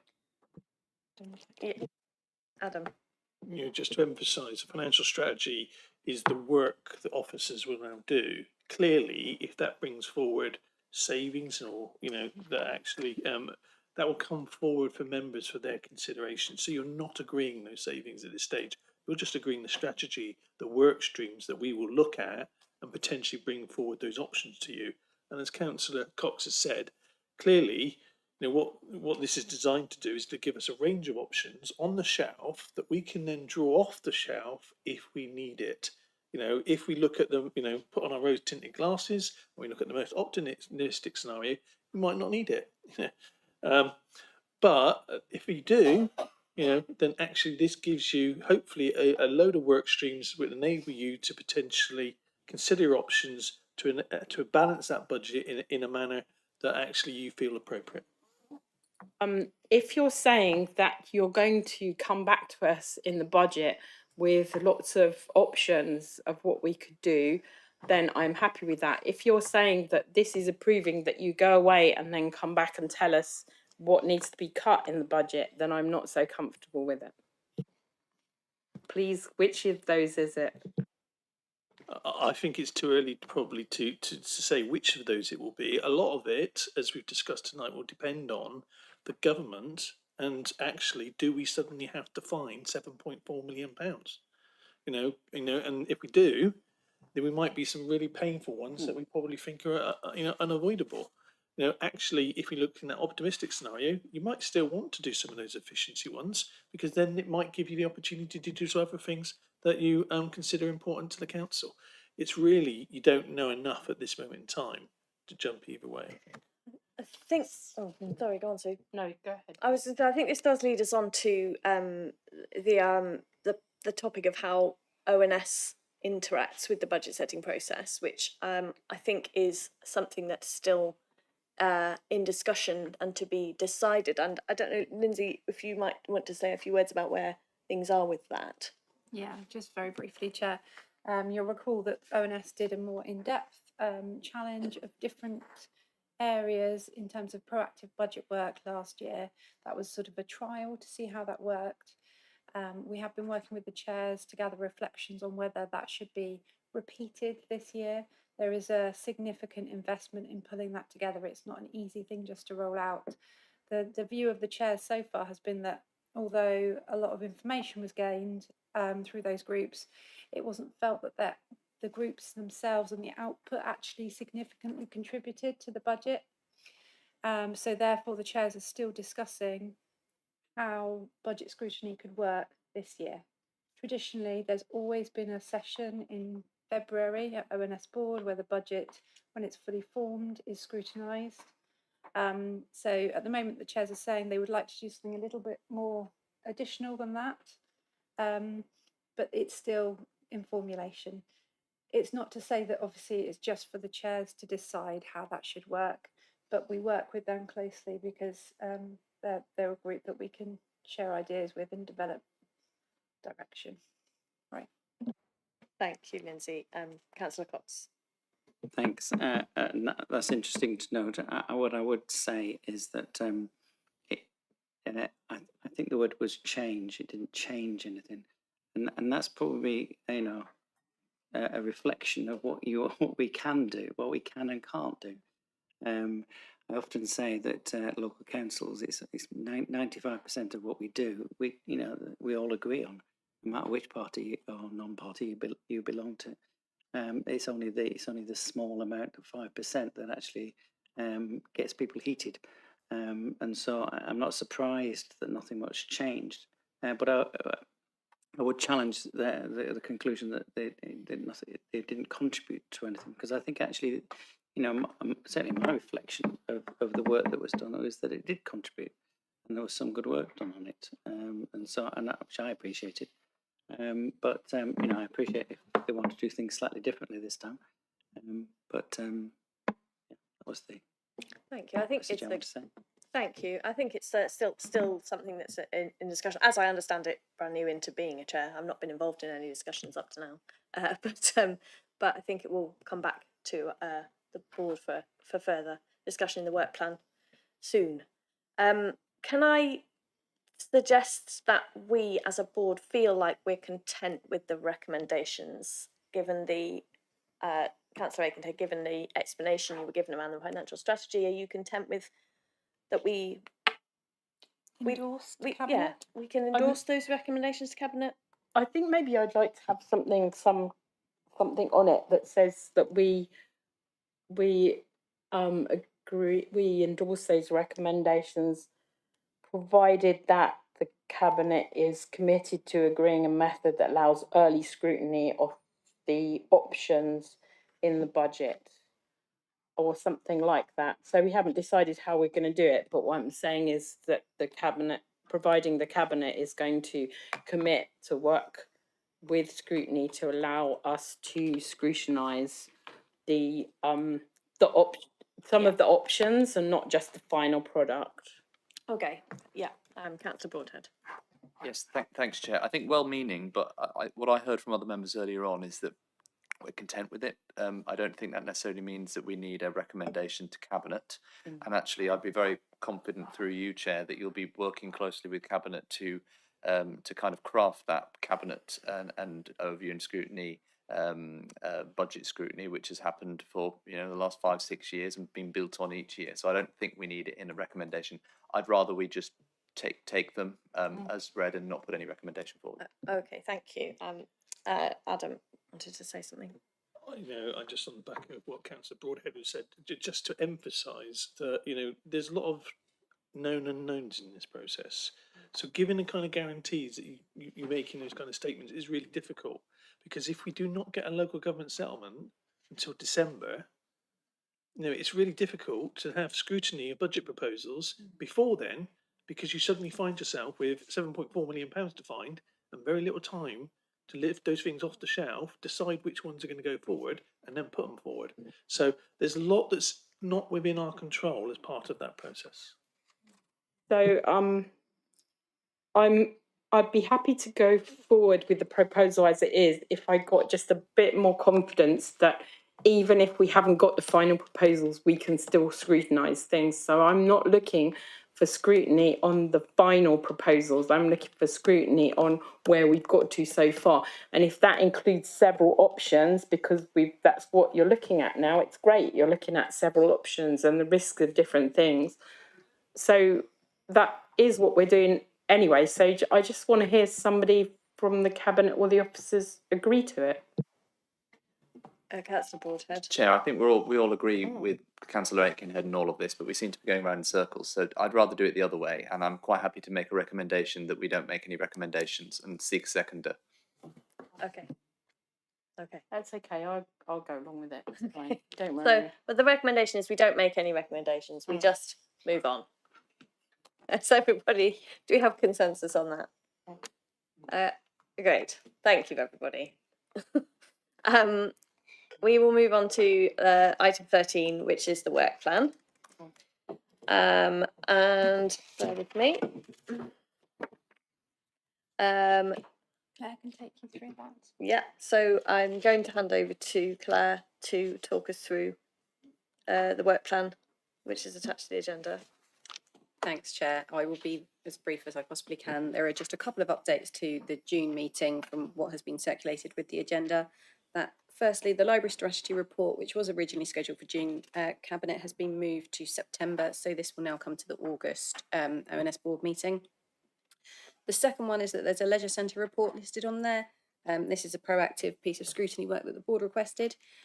Officers have advised that they're not in a position to bring a report on what was included within the scoping document at present. And they're very happy to bring a report later on in the year on that, but it would be beneficial, I think, to have a presentation from officers at the next meeting to provide an update on the current situation and just to outline what the situation is with leisure centre provision at the moment.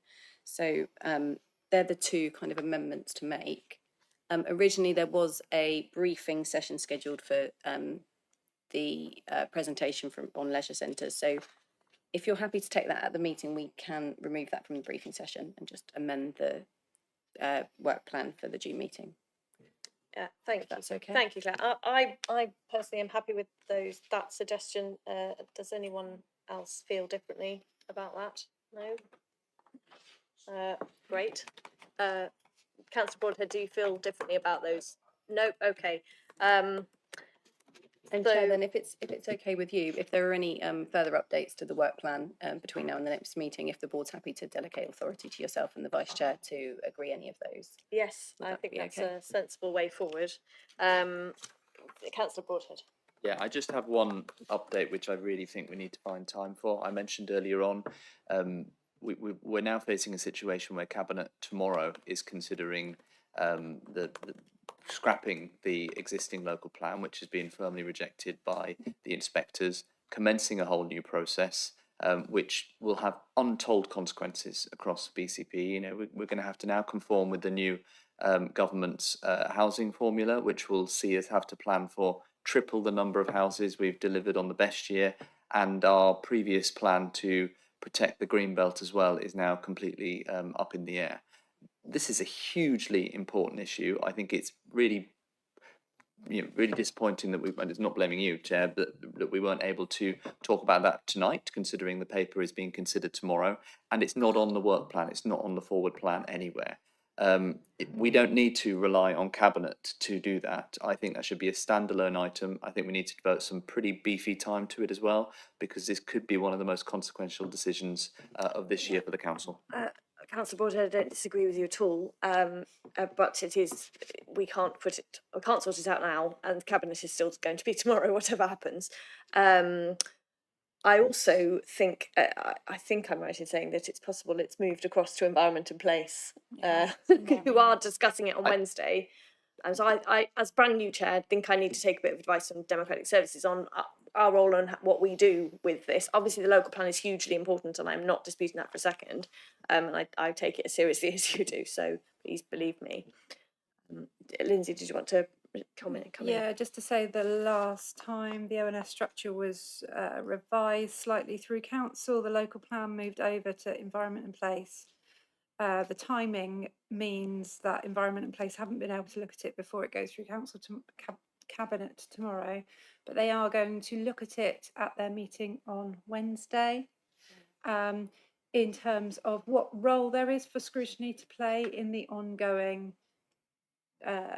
further work that's needed around the local plan, so it is being scrutinised there.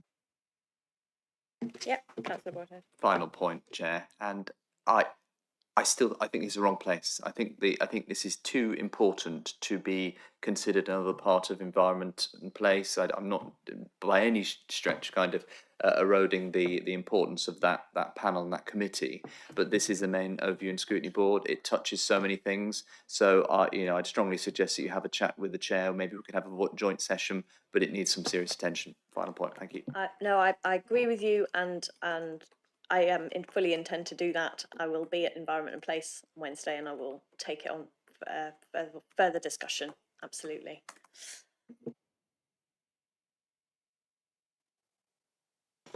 We have 2 scrutiny requests. So these are Appendix B, and the board should have a look at these, and we need to agree whether they should be added to the work plan. Just a quick note on process. Lindsay's going to give us a note on process. Sorry. So just simply to decide whether you want to put these on your work programme or not. You don't need to have any detailed discussion. Perhaps the first one we can discuss is parking enforcement, because Councillor Chapman-Law is here to speak on that one. Yes, good. Councillor Chapman, would you like to speak on your request? Don't worry. I've only got about 14 pages to get through, so it won't take long. A couple of hours maybe. Good evening and thank you for having me here. Congratulations on you as your chair, as your election as chair as well, Councillor Salmon. I'm sure you're aware, I've become acutely aware that the levels of illegal parking around school pickup and drop-off times at schools in my ward have been quite bad. I know from talking to fellow councillors and residents that this is an issue at many schools, not just in my ward, but all wards, and indeed nationally. The parking team do what they can within the limitations of legislation, the CEO numbers, and when they are on site, the situation definitely improves. This, however, is a rarity. Each school being visited just once every 1 to 2 months. Recently, Talbot Primary School, there was a week of action. The team were on site all week, both pick up and drop off. Illegal parking during that time was a lot better. The following week, however, it was all back to normal. When I passed by there were in excess of 50 cars, all parked illegally, causing a danger to the very kids that are being dropped off. Schools are doing what they can, encouraging active travel through work with Sustrans and Bikeability, reminding parents to park legally, suggesting locations for legal parking for Park and Stride. After witnessing the success of the Christchurch bike bus myself, I am also working with to start one at one of our schools. So here's the problem. The parking team can't be everywhere at every pick-up and drop-off time. This leads me to question the efficacy of the methodology that they are currently using. Currently, 2 to 3 CEOs arrive on around 20 minutes before the gates open and before the parents arrive. They act as a deterrent in that moment. They will issue tickets, but the numbers are low because drivers will pass the CEOs and go and park elsewhere illegally. Others will abuse the 5-minute observation time, and this also increases the likelihood that CEOs will have to deal with confrontation. Surprisingly, several CEOs have suggested to me that schools are where they're most likely to receive abuse. I believe that the issue with these, sorry, I can hear you Twitter going over there. I believe that the issue with these errant drivers, I've lost my place now. I believe that the issue is that the errant drivers know the team arrive early. So if they do not see the CEO on site when they arrive, they will not get a parking ticket if they park illegally. So this is exactly what they do. And that is no deterrent 95% of the time. The obvious solution is ANPR camera enforced school streets, but that will take time and money, which we do not currently have, as we have already heard this evening. In the meantime, I believe we need to rethink how we do enforcement, coming up with a method that acts as a deterrent, even when the parking team isn't present. My suggestion would be for the team to arrive after the gates have opened. That way, the drivers have already parked up and picking up and dropping off their children.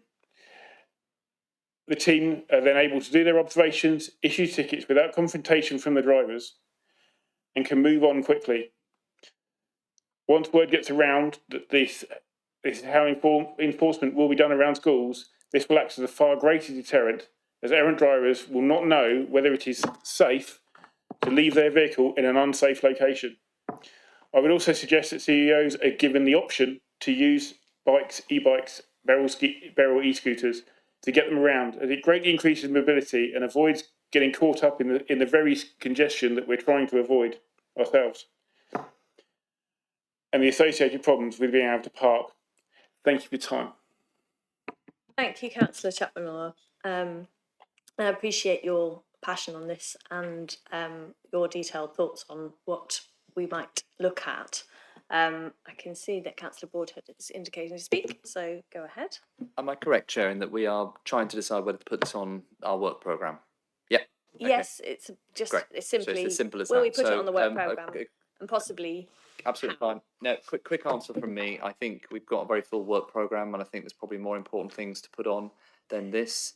I also have a personal view that I think we've got better things to do than punish parents dropping their kids off at school, but we'll leave that for another day. But no, I think it's clearly Councillor Edmund Chapman Law feels very, very passionate about this, as we've seen online.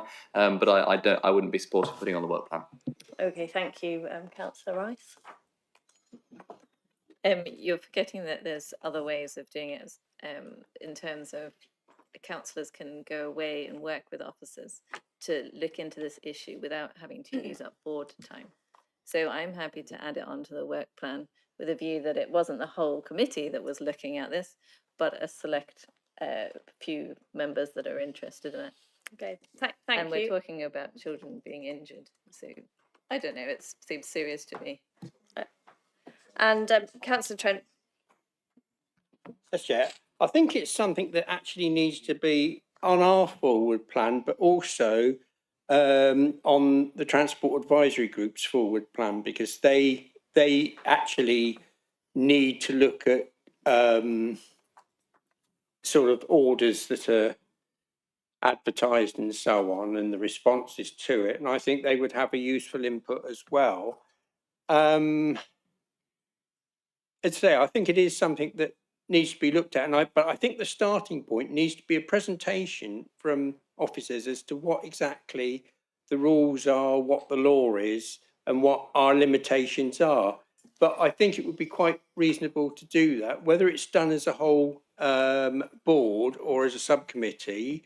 The subcommittees have been quite successful in the past. I would leave that open to the chair to. Can I make a suggestion that we could even take it to if Councillor Chapman Law was interested in this, we could you could take a rapporteur sort of a role to take this away and work with officers on working something up, talking it through, getting some more detail, and then bringing that back to the board. And I think, I mean, I take the point about how full the work plan is, and but I think I don't share your view that it's not important, I'm afraid, Councillor Broadhead.